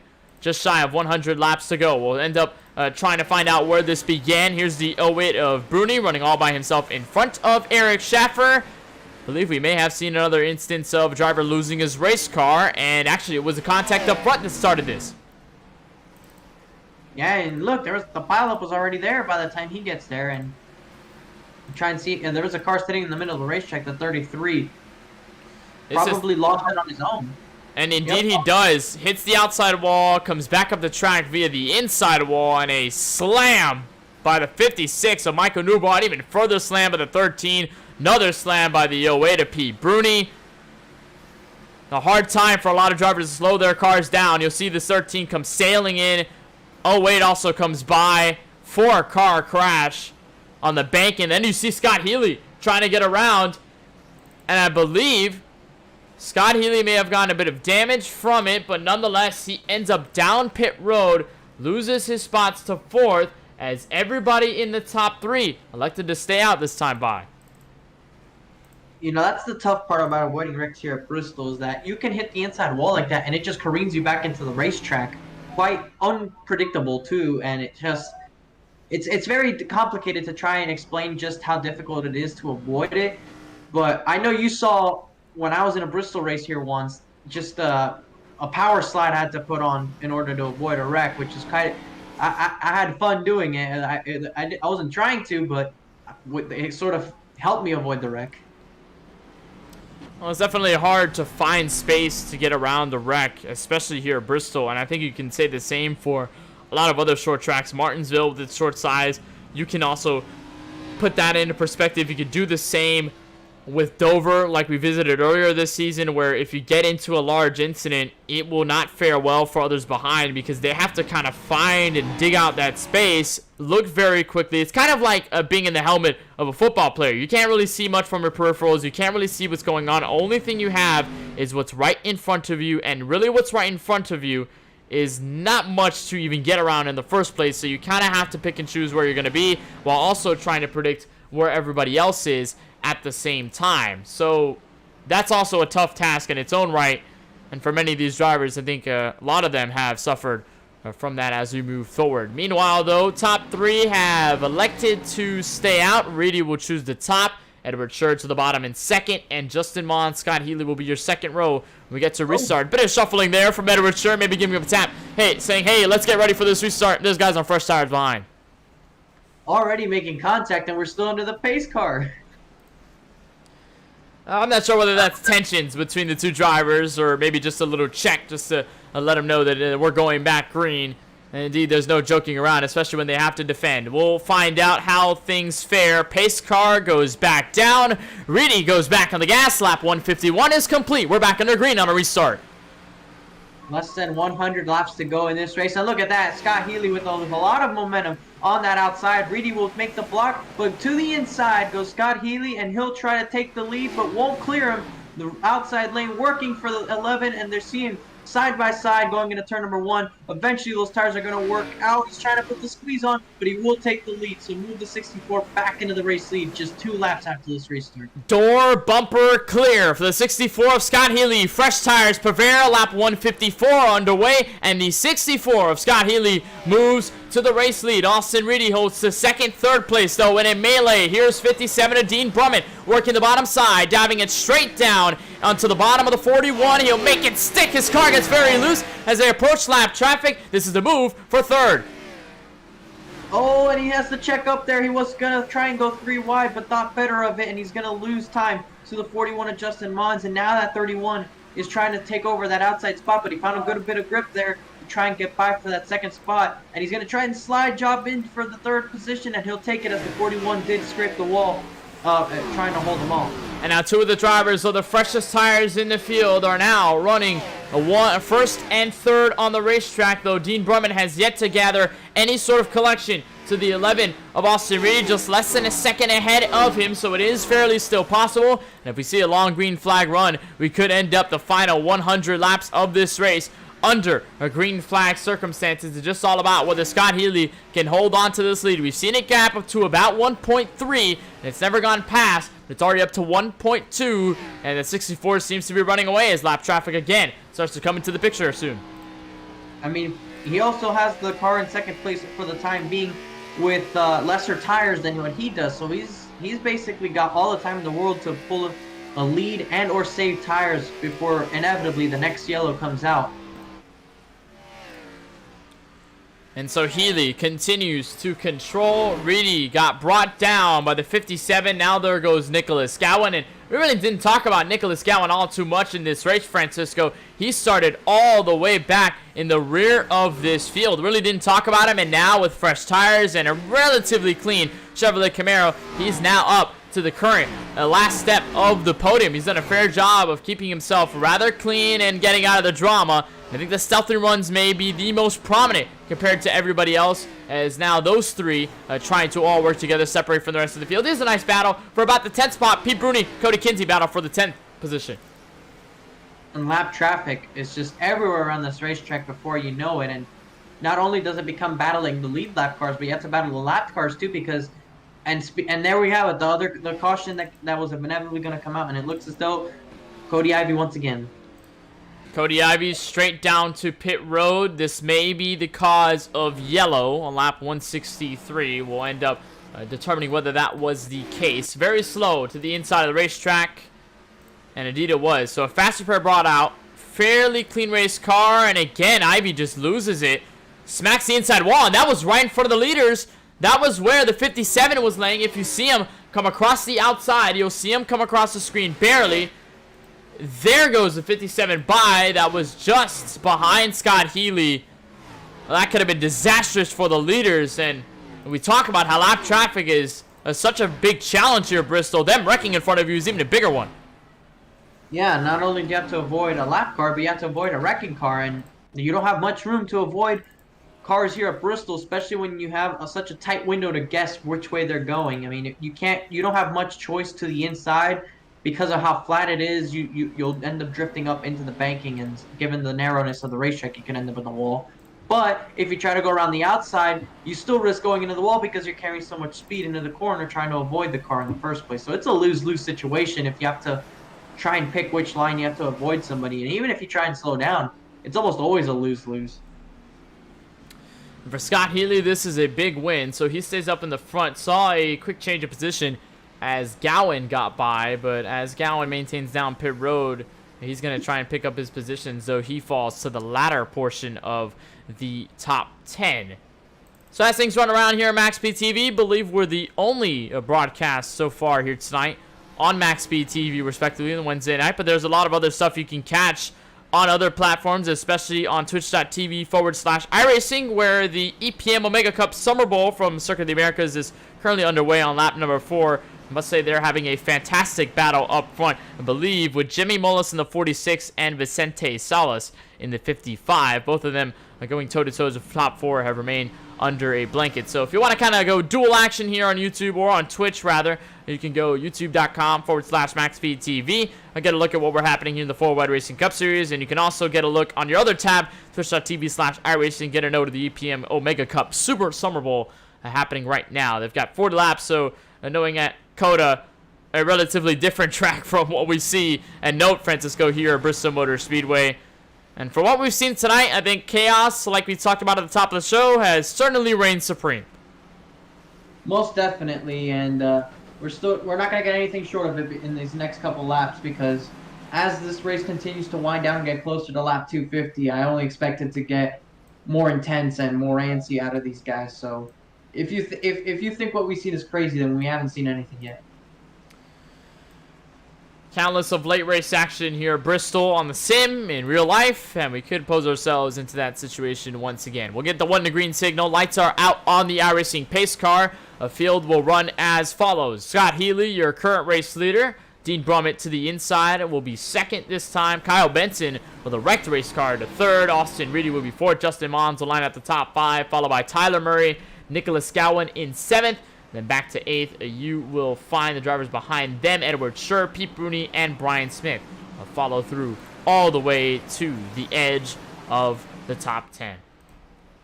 So pace car will make its way down once more. Scott Healy will probably look to an earlier restart. He'll do the slingshot to the start-finish line. And again, we remain back under green flag conditions. Lap number 169. So a long way to go. About 90 laps left until we finish. And you see right there the 5 of Brummett trying to get into that second spot. He's really drove it into turn number 3. Somehow did not hit the wall. He's trying to see if he can get all he can to catch up to Scott Healy and maybe put on a battle for the lead. And speaking of a battle, we have a battle from third on back. Luke, who's in that third spot. Oh, and as soon as I say that, he gets sent into the outside wall. And look at Brian Smith wrecking further back. No caution. We stay green. Brian Smith able to use the wall as a tag to save his race car, but he is all torn up. What was completely opposite from what we saw to begin this race. Smith having a hard time completing the rest of this race as it was contact between Reedy and Kyle Benson. We saw it a little bit earlier. Edward Scher got tagged in the same format, but this time does not bring out a yellow. Meanwhile, top 2 still crunched in. Dean Brummett with a solid run. 2/10 behind your current race leader, Scott Healy, as you ride on board. And this is the difficult part. You're trying to think, what can I do to get around them? But that's going to have to wait as the yellow flag is back out once again. And we'll have to determine what may have happened. And there you see the 8 of Tyler Murray.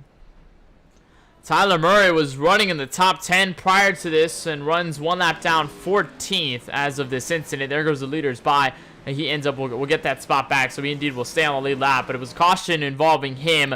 Not sure whether he had help along the way. This was him in between, Nicholas Gowan behind him, and a sandwich with Kyle Benson up in front. And he just lost his race car, Francisco, again. We've seen it so many times tonight, and it's happened again. There's Edward Scher with contact. And Cody Kinsey nowhere to go. Brian Smith with a big hit as well. And again, just another situation of losing the race car. Now take a look to the cockpit, hear the sounds as he loses his car and goes straight for the inside wall. Yeah, just trying to correct it and just goes right back up to the racetrack. And you see the track immediately gets blocked and it results in a pileup. And for Tyler Murray, he ends up near the rear of the field. You see him turning around on the racetrack, and he will most likely make a trip down pit road. And Scott Healy also makes a trip down pit road. And actually, no, he will. Well, indeed, he will. He will be one of the handfuls to go down pit road. Austin Reedy, Brandon Banks, Justin Mons, Tyler Murray. Indeed, all of these drivers went down pit road. So top 2 will stay out on about, I'd say, 11-lap old tires between the 57 of Dean Brummett and the 14 of Roman Long. So both of them will end up still on the racetrack. So caution once again on lap 176. Took a short break earlier. We'll take a short break right now as we come closer to the end of this race. 250 laps to complete here at the Bristol Motor Speedway. You're watching coverage of the 2021 4 Wide Racing Cup Series right here on MaxSpeedTV.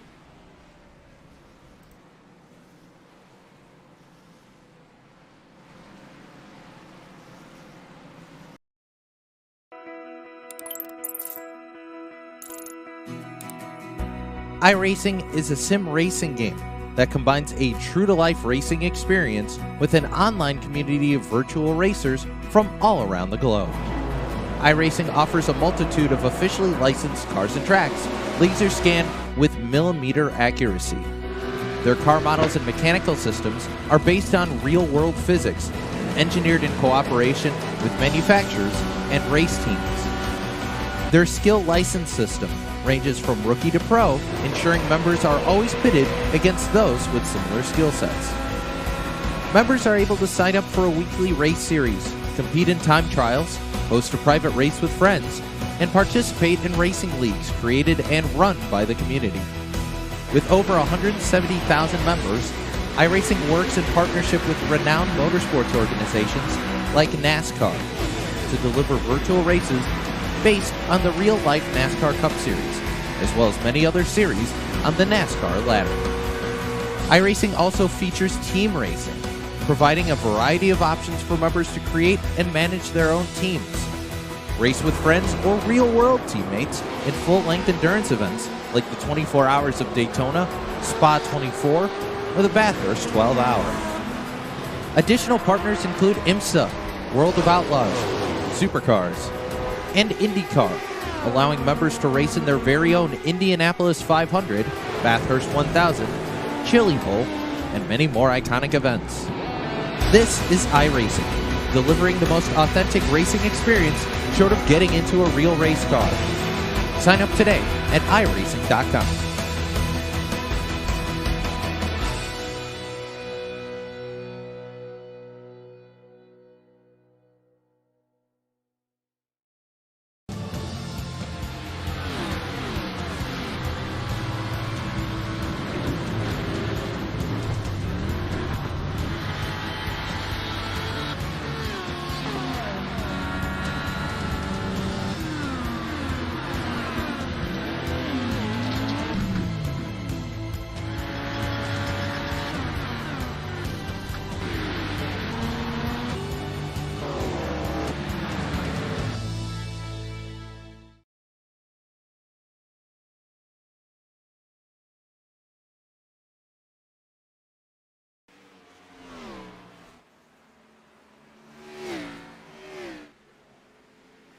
Returning live at lap 183 of 250, where you just see a blur of a Hendrick car, Chevrolet Camaro number 5.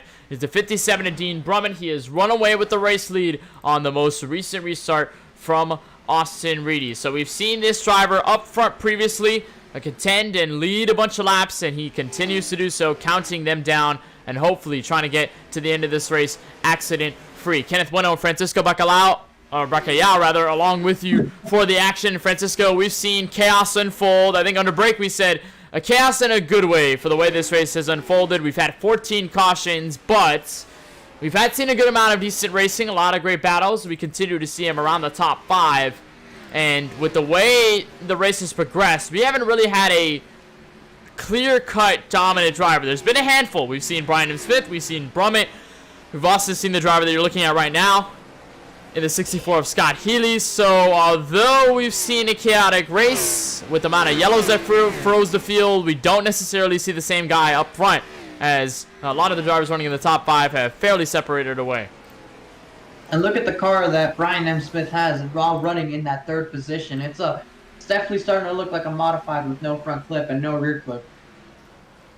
Oh, they do say front clips torn off makes the car a lot faster. We saw it with Kyle Benson, and he's kept his speed, although his car is remarkably squeaky clean, apart from a lot of the rubber there that's right there on the white race car for Mustang. So it seems as though Benson was holding on to that faster pair all along, and he has decided that now is the time to burn it out and get a clean race car here at lap 190. Still around 60 laps left to go before we can call this race all said and done. We'll take a look once more at your race summary. 60 laps to go. Now will be 59 when they cross the stripe. We've had, again, like I mentioned, when we come back from break, 14 cautions, 67 laps under caution. We've had 12 lead changes. A lot of those happening under pit road strategy, and we've seen a couple of them happen up front on the green flag strategy. We'll take a look at your current top 5, as that's exactly where they run. Brummett, Reedy, Healy now moves to the inside for third. Him in a battle with Smith and Kyle Benson. A lot of the drivers we've seen so dominant in this entire 2021 campaign. They run within the top positions now, just looking to end this race finally. And look at this. Austin Reedy starting to catch up to your race leader. He may try and put up a battle here before we know, as he actually almost scrapes the outside wall. But look at this. He's going to have a little bit of momentum, and he's going to be on the inside of your race lead, but he does back out, trying to stay away from that quarter panel, which we've seen being problematic with netcode here tonight. We have seen a problem with some drivers getting into unfortunate contact as a result of network issues, but as of now, Reedy now reeling in the 57 of Dean Brumman. Don't discredit what the 11 has done on short tracks. We saw what he did at Iowa. Unfortunately, wrecked out of that race, was not able to finish where he was standing for the most part, and that pulls in there, strikes the outside wall, gets a move to the inside, and quickly to the race lead goes Austin Reedy. Trying to do what Carl Edwards tried in 2008, and it actually worked. He's able to take the lead away from Brummett. He got into the wall, but so did the 5, but he turned down the racetrack and used his momentum against the 5, and what a move, Kenneth. That surprised me. And that was the quickest lead change we've seen all night long. That was a matter of 1, 2, maybe 3 seconds where that whole situation developed. Both of them hit the outside wall, and the 11 just goes shooting back down the track, able to make the space, able to put it in a throttle. And now we have a brand new race leader. These are some of the first laps he's led in this entire race. He's currently leading 9 and counting right now, but he had a good amount led to his credit when he's been to the field on the restarts, but he's never really done so under green flag runs. So the first time we see Reedy now doing so, and it's not necessarily a fluke either because he's running away right now for the 57. I believe that 57 may have gotten the wall a couple of times and may have a little bit of damage, and it's starting to affect him. You see him losing considerable amounts of time ever since he got the wall. So a little bit of issues going on right now, and he's getting caught by Scott Healy, who's in third. So we may see these guys battling not too long from now. Well, here's a nice 3 trio here from about 4th on back. There's Edward Schur putting himself back in. And how about a driver that we saw sideways or on his side with the car completely torn up in the inside wall on the front straightaway? Eric Schaffer has beaten and battered himself back to the top 7 and is now in fair contention to run for points-paying positions. I think if this doesn't say anything about the resiliency this 22 has carried, I don't know what else will, because from going about almost flipping on the racetrack to now contending fairly enough between some of the powerful drivers here tonight, this is a definite success for the driver of the 22.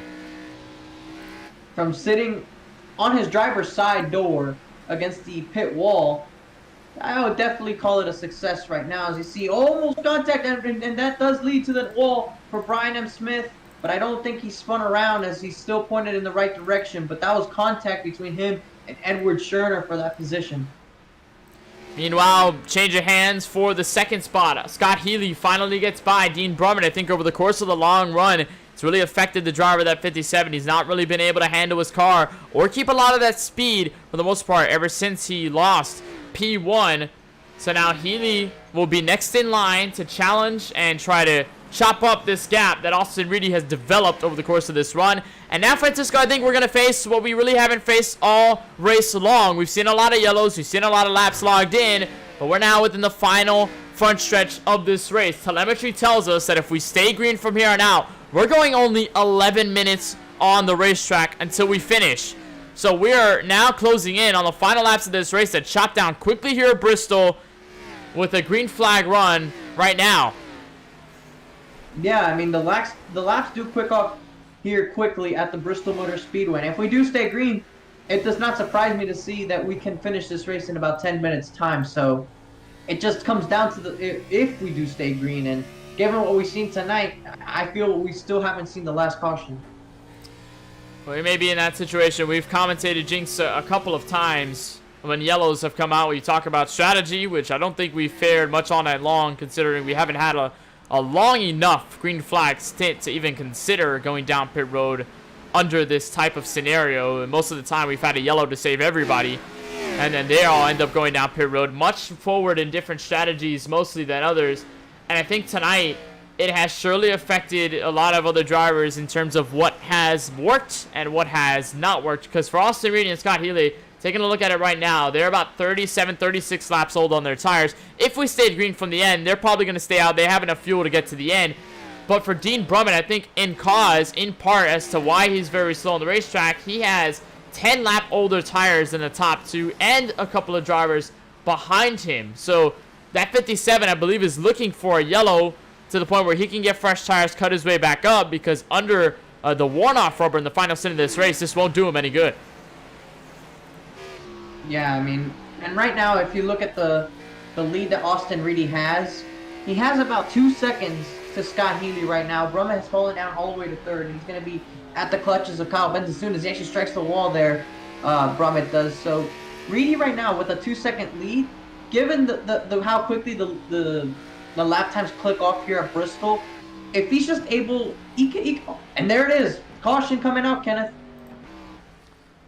Caution flag out, and it may be for the 88 of Brandon T. Banks, who's slow in front of the leaders, lap 2:15, and just reaching closer to 20 cautions on the night. We'll try to find out exactly what happened, and I'm not sure whether this was even him to begin with, because he was running out of pit road. We'll try to find out who it might have been. There's Nicholas Gowan, who unfortunately got severe damage to his race car. And as it was, Brandon Banks was getting the stop. We'll try to find where the trouble began. There's no look at anybody as of right now. Everybody maintained themselves clean through the top 10. There's where the yellow was thrown. The 88 actually was on pit road as that was happening. So I'm not exactly sure what brought out this yellow here. I'm not sure either. I don't see anything on my end that would that indicates what could have been this caution. I'm very curious as to what may have actually triggered it.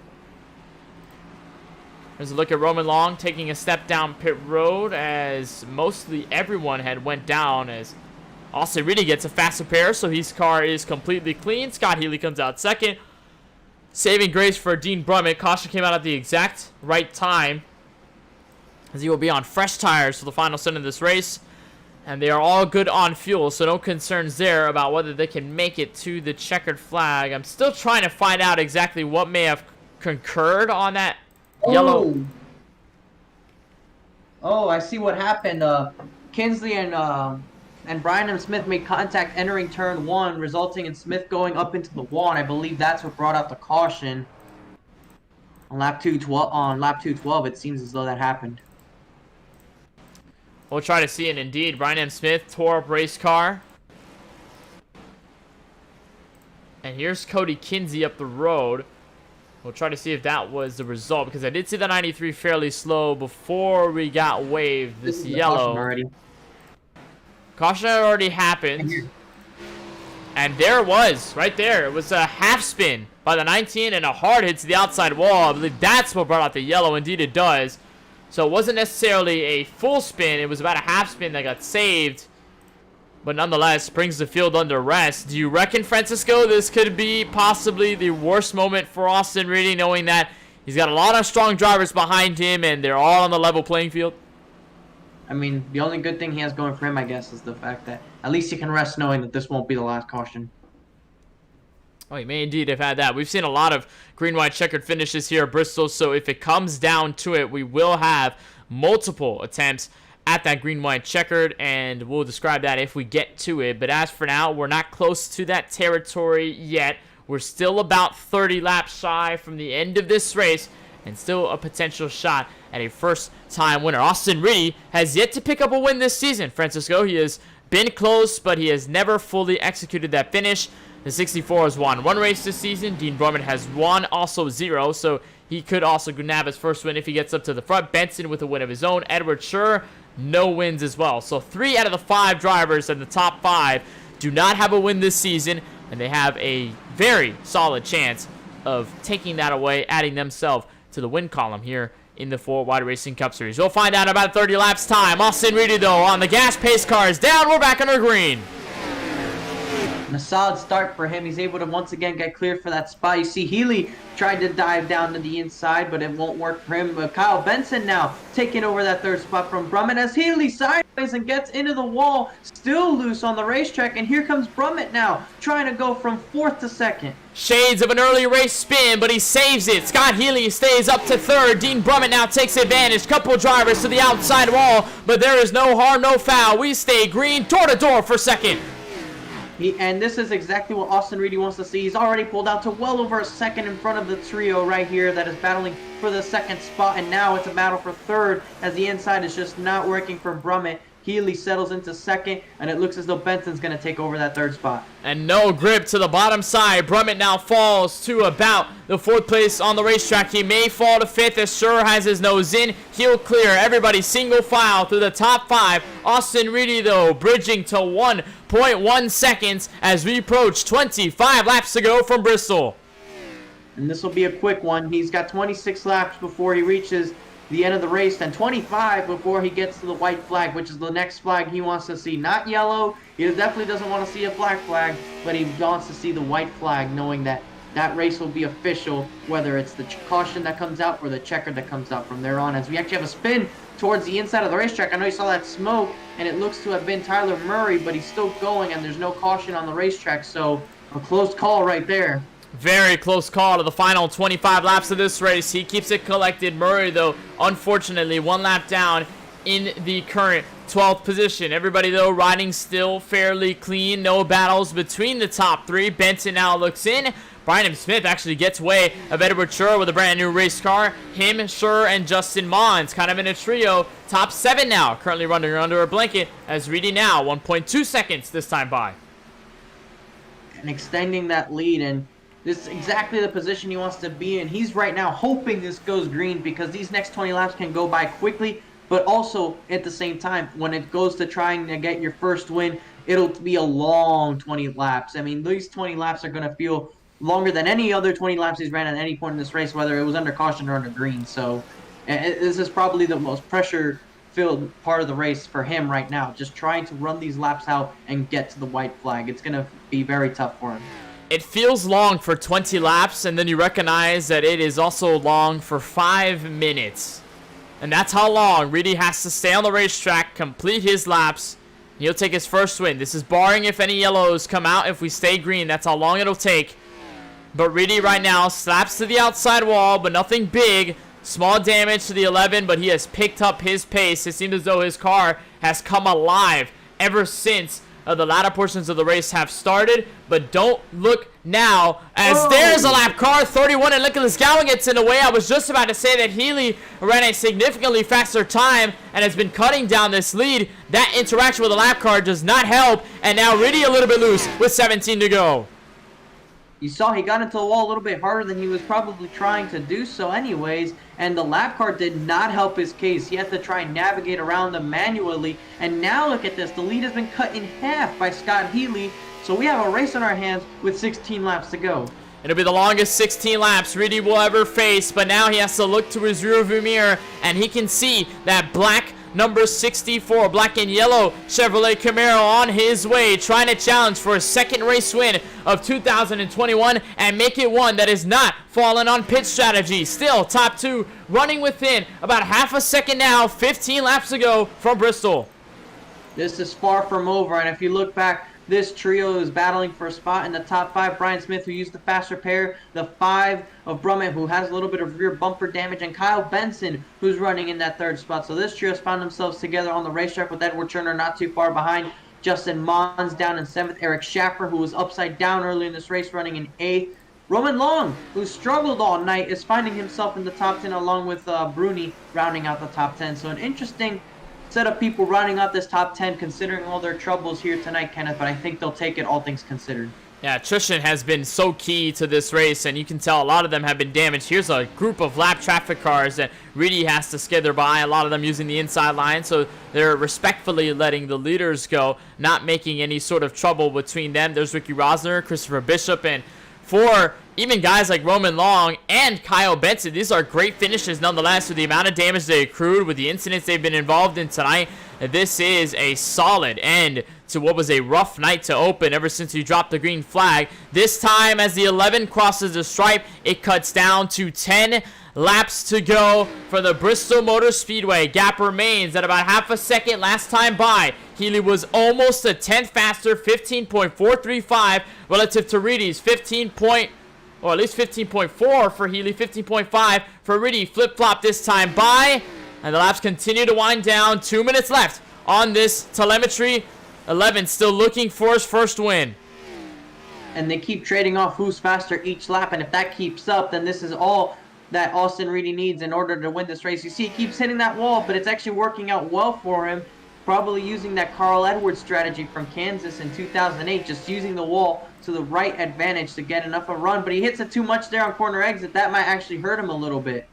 He does not want to be too comfortable with that outside wall because any more taps could give him more damage and ultimately could hurt his performance and his aerodynamic ability, especially compared to the fact that Scott Healy is still trying to run him down. They maintain themselves consistent. Healy a tenth faster that time by, but coming to 5 laps to go from the Bristol Motor Speedway. Still a short amount of time, but Reedy still needs to put in all this work. 5 laps to go, and that's about a minute and a half away. We're about a minute and a half away from the end of this race, so it'll be just like nothing. And right now, right there, you see Kyle Benson trying to hold off Brummett for that 3rd spot. The final step of the podium, Brummett sends it into the corner a little bit. You saw the back end get loose. Kyle Benson did tap the wall just barely. Brian M. Smith has fallen off from those two, but back out front, you see the 11, Austin Reedy, Scott Healy trying to close the gap, but quite unable to do so, as he's going to take 3 laps to go. Coming to 3 to go, this time by. If a yellow comes out, we are for sure in green-white checkered territory. But as you mentioned earlier, Francisco, the white flag is all that the 11 wants to see, because from there, no amount of crashes can bring out a yellow flag. The field will come to the start-finish line. 2 laps to go, this time by. And he came out of nowhere in this race, Kenneth. He was running solidly in the top 5, top 10 for most of the night, and he came through at the end of the race when it mattered most, and now he's going to take the white flag. 1 lap to go for Austin Reedy. He made the pass on the 57 of Brummett to take the lead, and as he works his way down the back straightaway, he is half a lap away from his first win, and what a better time to do so at the Glass Gray Coliseum. He wins the battle. Austin Reedy wins at Bristol. And we saw Reedy dominate the race at Iowa Speedway. It looked as though the first win was going to come there. And a crash on the back straightaway sends him out of the race, out of contention. Tonight, he gets redemption for all of that. Comes across the line first, his first checkered flag of 2021. No hurries here. Celebration already for Reedy. Scott Healy gave that celebratory bump. He ends up second. Scott Healy, or Kyle Benson, will end up finishing the top 3. He fends off Dean Brummett, who lays in 4th. Edward Schur ends up in the top 5. But only happiness, only smiles for the driver of the 11 machine with his first win. There's the 4 of Kyle Benson, the 20 of Edward Schur, helping him out with the celebration. A blown engine, but it does not matter. He's in victory lane tonight. Fantastic effort from Austin Reedy. I mean, we saw him really come alive in the latter portion of the race. He was running in the backside of the top 10, backside of the top 5 for most of the evening, and he just made the count when it mattered most, and finds himself in victory lane tonight. He dominated Iowa, as you said, and didn't get the win. There was no dominant driver here tonight, but he did pick up that first career win, and I mentioned at the top of the broadcast, I feel like if there was any track somebody was going to get their first win, Bristol's definitely the kind of track for that to happen. Well, we'll take a look at your full-fledged field results. Austin Reedy, first win of 2021, comes tonight from the Bristol Motor Speedway. Scott Healy just short by half of a second. I think reminiscent to what happened at Dover. There was the same gap between Healy's first win at Dover, between him and second place Kyle Benson in that race. Kyle Benson, though, as aforementioned, hard damage to his car to start this race. He gets a fast repair, clean car to finish third. Dean Brummett, though, strong outing in his first race this season. He ends up in the top 4 with Edward Scher behind him to complete the top 5. Brian M. Smith, another dominant driver tonight, ends up in trouble near the end of this race. He finishes in 6th. Eric Schaffer goes from his side on the racetrack to the 7th place, a position to end. Justin Mons in 8th. Roman Long will be 9th, and 1 lap down will be 10th, will be the 08 of Pete Bruni. And you see the rest of these guys, Tyler B. Murray finishing in the 11th spot. Nicholas Goin in the 31, finishing 12th. Christopher Bishop had his fair share of troubles, finishing in 13th. Cody Kinsey in 14th. Ricky Rosner, we saw him involved in some incidents as well, finishing 15th. Brandon T. Banks, who was running pretty decently for most of the night, will unfortunately finish 16th. Cody Ivey involved in a lot of incidents. Still on the racetrack at the end of the race, but 20 laps down. Tony Kivett finishing in 18th. Tyler Warner finishing in 19th. And Michael Newbraw will finish in the 20th position. Back to 21st to 27th to complete the field tonight. Craig Lautensager, 105 laps down. Pole sitter TJ Bursky does not return. He ends up 22nd, 141 laps down. CJ Munier, Brandon Gillis, Chris Massey, Dustin Webb, Chuck Munier. Tough starts to the race. They all end up DNFing. Some more than 237 laps to complete your entire field from the Bristol Motor Speedway. Well, we'll take a look at the driver who ends up winning it all at the end of tonight. First win finally comes for the 11 of Austin Reedy, and we will bring him in from victory lane from the last great Coliseum. And Austin, I think this win for you indeed was long overdue. There were so many moments where it seemed as though you kind of had control of the race. You had control of a possible race victory. I can recall Iowa. Those didn't work out for you, but finally tonight at Bristol, you hold on in the final segment of this race, and you take your first win in 2021. That must feel very good, finally get that monkey off your shoulder. Yeah, I needed this one. Points-wise, I think I was mathematically out of the playoffs, and I texted Tyler Murray yesterday. I was like, I'm going to win fucking Bristol tomorrow. Excuse my language, but I'm going to win Bristol tomorrow, and then we're getting the playoffs. So, won Bristol. Now it's just fun for the rest of the season, and wait till them playoffs. And, of course, playoffs already on your mind. But through this race, I know tonight it was a tipsy-topsy evening for a lot of drivers, including yourself, where kind of pitch strategies on restarts, so many yellows, a lot of drivers that tore up race cars. How was this for you in the middle of the carnage, under the lights here at Bristol throughout this entire 250-lap event? It was definitely a derby. I thought it had a lot of damage on the car. I know the 4 car had a lot, but we both saved our fast repair until about 30 or 40 left. We used them, and I know how to drive this track. Just hope for the best, honestly. And we get that late race caution. I thought I had it kind of secured there. We got that late race caution, chose the outside, and just kind of hope I stayed in first until the end there. And you definitely do. Your first win comes here at Bristol. 60 laps led on the way there, but those were the most important 60 laps of this entire evening. But from here, Bristol, I know you're already in celebratory mode, but before we let you go, is there anybody you just like to give a shout out and thanks to? Any teams, sponsors, or anybody else that makes it happen for you and makes it happen for this win specifically? Yeah, Bronco Motorsports, Big Fast, Tyler Murray for putting on the league. Always got to thank Sandwich Man Racing. You can find them on Shopify, selling diecast, and then Shoney's Restaurant. I didn't have them on the car tonight, but they usually are on my car. It sucks that the one day I did get a win, I don't have that paint scheme on, but always huge shout out to them guys. Well, nonetheless, certainly a phenomenal effort for you in the 11 here tonight. Congratulations, Austin, on your first 4Wide Racing Cup Series victory of 2021, and hopefully we see you from Phoenix, Daytona, all the way to the playoffs. It'll be a very exciting run through there. So we wish you the best of luck. Thank you for joining us, and of course, again, congratulations from Bristol. All right, thanks, Nath.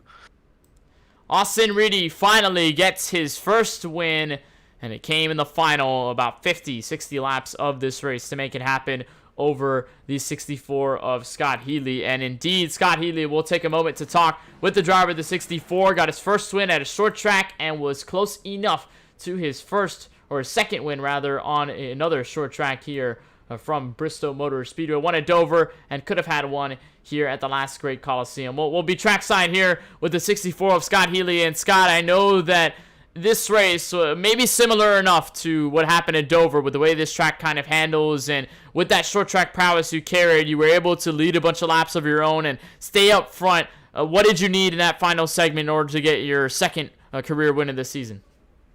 More speed, a little bit of a tighter car in the beginning.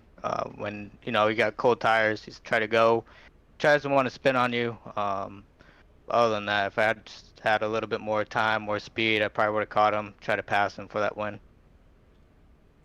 You definitely held on there. It seemed as though in the final laps you were running pretty much consistent, if not a little bit faster times than Austin Reedy, and you both, with a couple of the drivers, including Dean Brummett and Brian M. Smith, you guys had kind of cycled on old tires versus new tires, then cycling back to old tires, cycling back to new tires as yellows were coming out. Walk us through how big of a change that was in terms of the way the car handled, because I know a lot of drivers had meetings with the outside wall here tonight. How was that for you behind the wheel under the lights?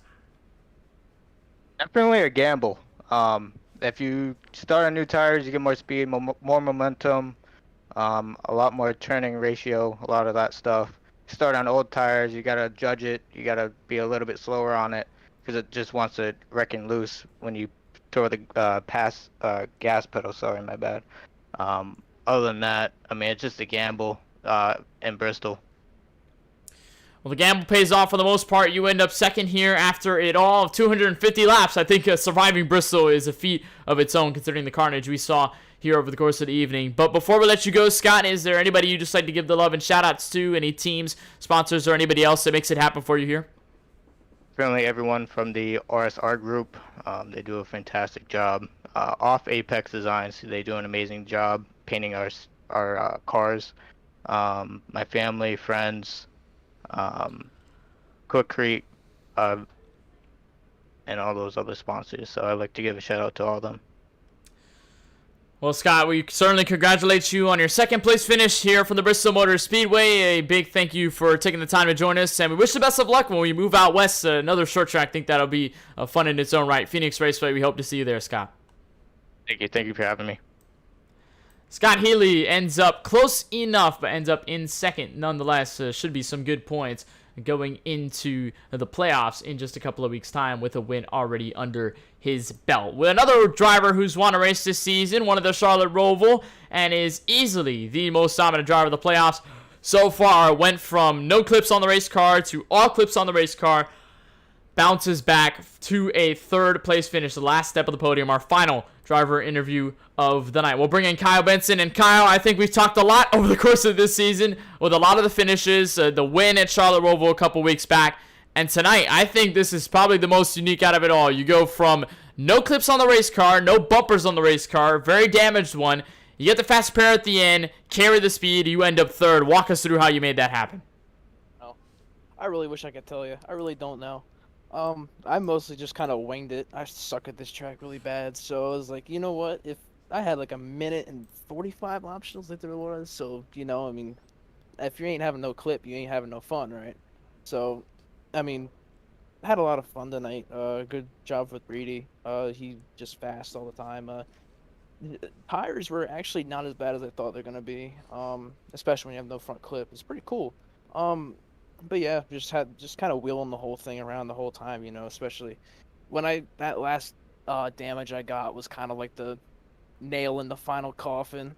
So you had to take the fast repair, and I was surprised I had still had top 5 speed. So it just kind of, after that, just kind of getting a top 5 was kind of like my goal, but top 3 doesn't sound too bad. Well, I mentioned the fact that I had seen a sim race here at Bristol where drivers who had gotten the front clip removed got a lot faster over the course of the night, even with the damage. I think for you, we can definitely say the same. But knowing that you started 16th here tonight, you started in the middle of the field, know that there was some damage with the first couple of incidents to start this race, but knowing the kind of complete difference you had from being in the midfield, being in the Hornet's Nest, to being up front in the final laps, did that kind of give you a breath of fresh air when you kind of escaped out of the hole that was the midfield and getting out of some of the chaos tonight?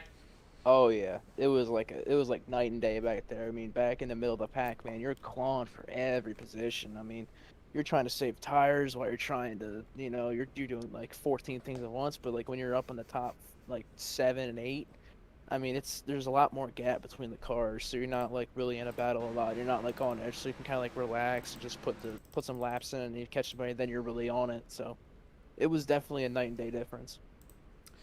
Well, certainly performed a lot better than others, especially with the way you survived all of the carnage through the midfield here tonight. Before we let you go, Kyle, on this third place finish, and before we move on to Phoenix next week, is there anybody else you'd just like to give a love and shout-outs to? Any teams, sponsors, or anybody else that makes it happen for you in this league and in the sim?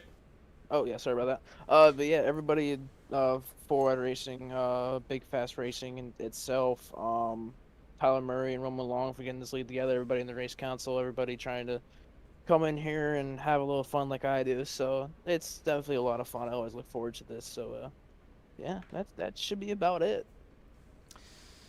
Well, certainly we hope to see you at Phoenix next week. Daytona Oval, and the playoffs are starting to come through, so I know the focus will start to ramp up as you guys move forward in the coming weeks. Congratulations on your third place finish, and hopefully we get to talk to you next week when we go to the Desert Valley in the Phoenix Raceway. Yeah, I don't know, man. Phoenix is not really my best track, so we're gonna just cross the fingers like we did tonight and hope we just get a good finish. Well, nonetheless, Kyle, congratulations, and we hope to talk soon. All right, see you, man. Kyle Benson, the final driver interview, finishing third out of everyone with a beat race car to begin and a clean race car to finish. So what a night here from the Bristol Motor Speedway. Had a lot of craziness, had a lot of chaos, had a lot of yellows, but indeed had a lot of phenomenal racing. And at the end, it is Austin Reedy, first time winner here in 2021. And unfortunately not going to have Francisco here. He had to go for a little bit, so we won't be able to get our final thoughts in. But as for us here at MaxSpeedTV, our coverage continues of the 2021 Four-Wide Racing Cup Series on MaxSpeedTV. You can catch our action next Wednesday night, 9:10 p.m. Eastern, as we tackle the Desert Valley and the Phoenix Raceway. Another short track before we go to these playoffs for this campaign. Coverage will begin, of course, at the same time, 9:10 p.m. Eastern. We'll have all the coverage. We'll have our pre-race. We'll have our in-race coverage. And, of course, we'll have a little bit of our post-race interviews, post-race final thoughts before we get to Daytona Oval and we cap off the regular season here. And then we move on to the playoffs at Richmond, Indianapolis. We move our way on to the championship finale at the Charlotte Motor Speedway.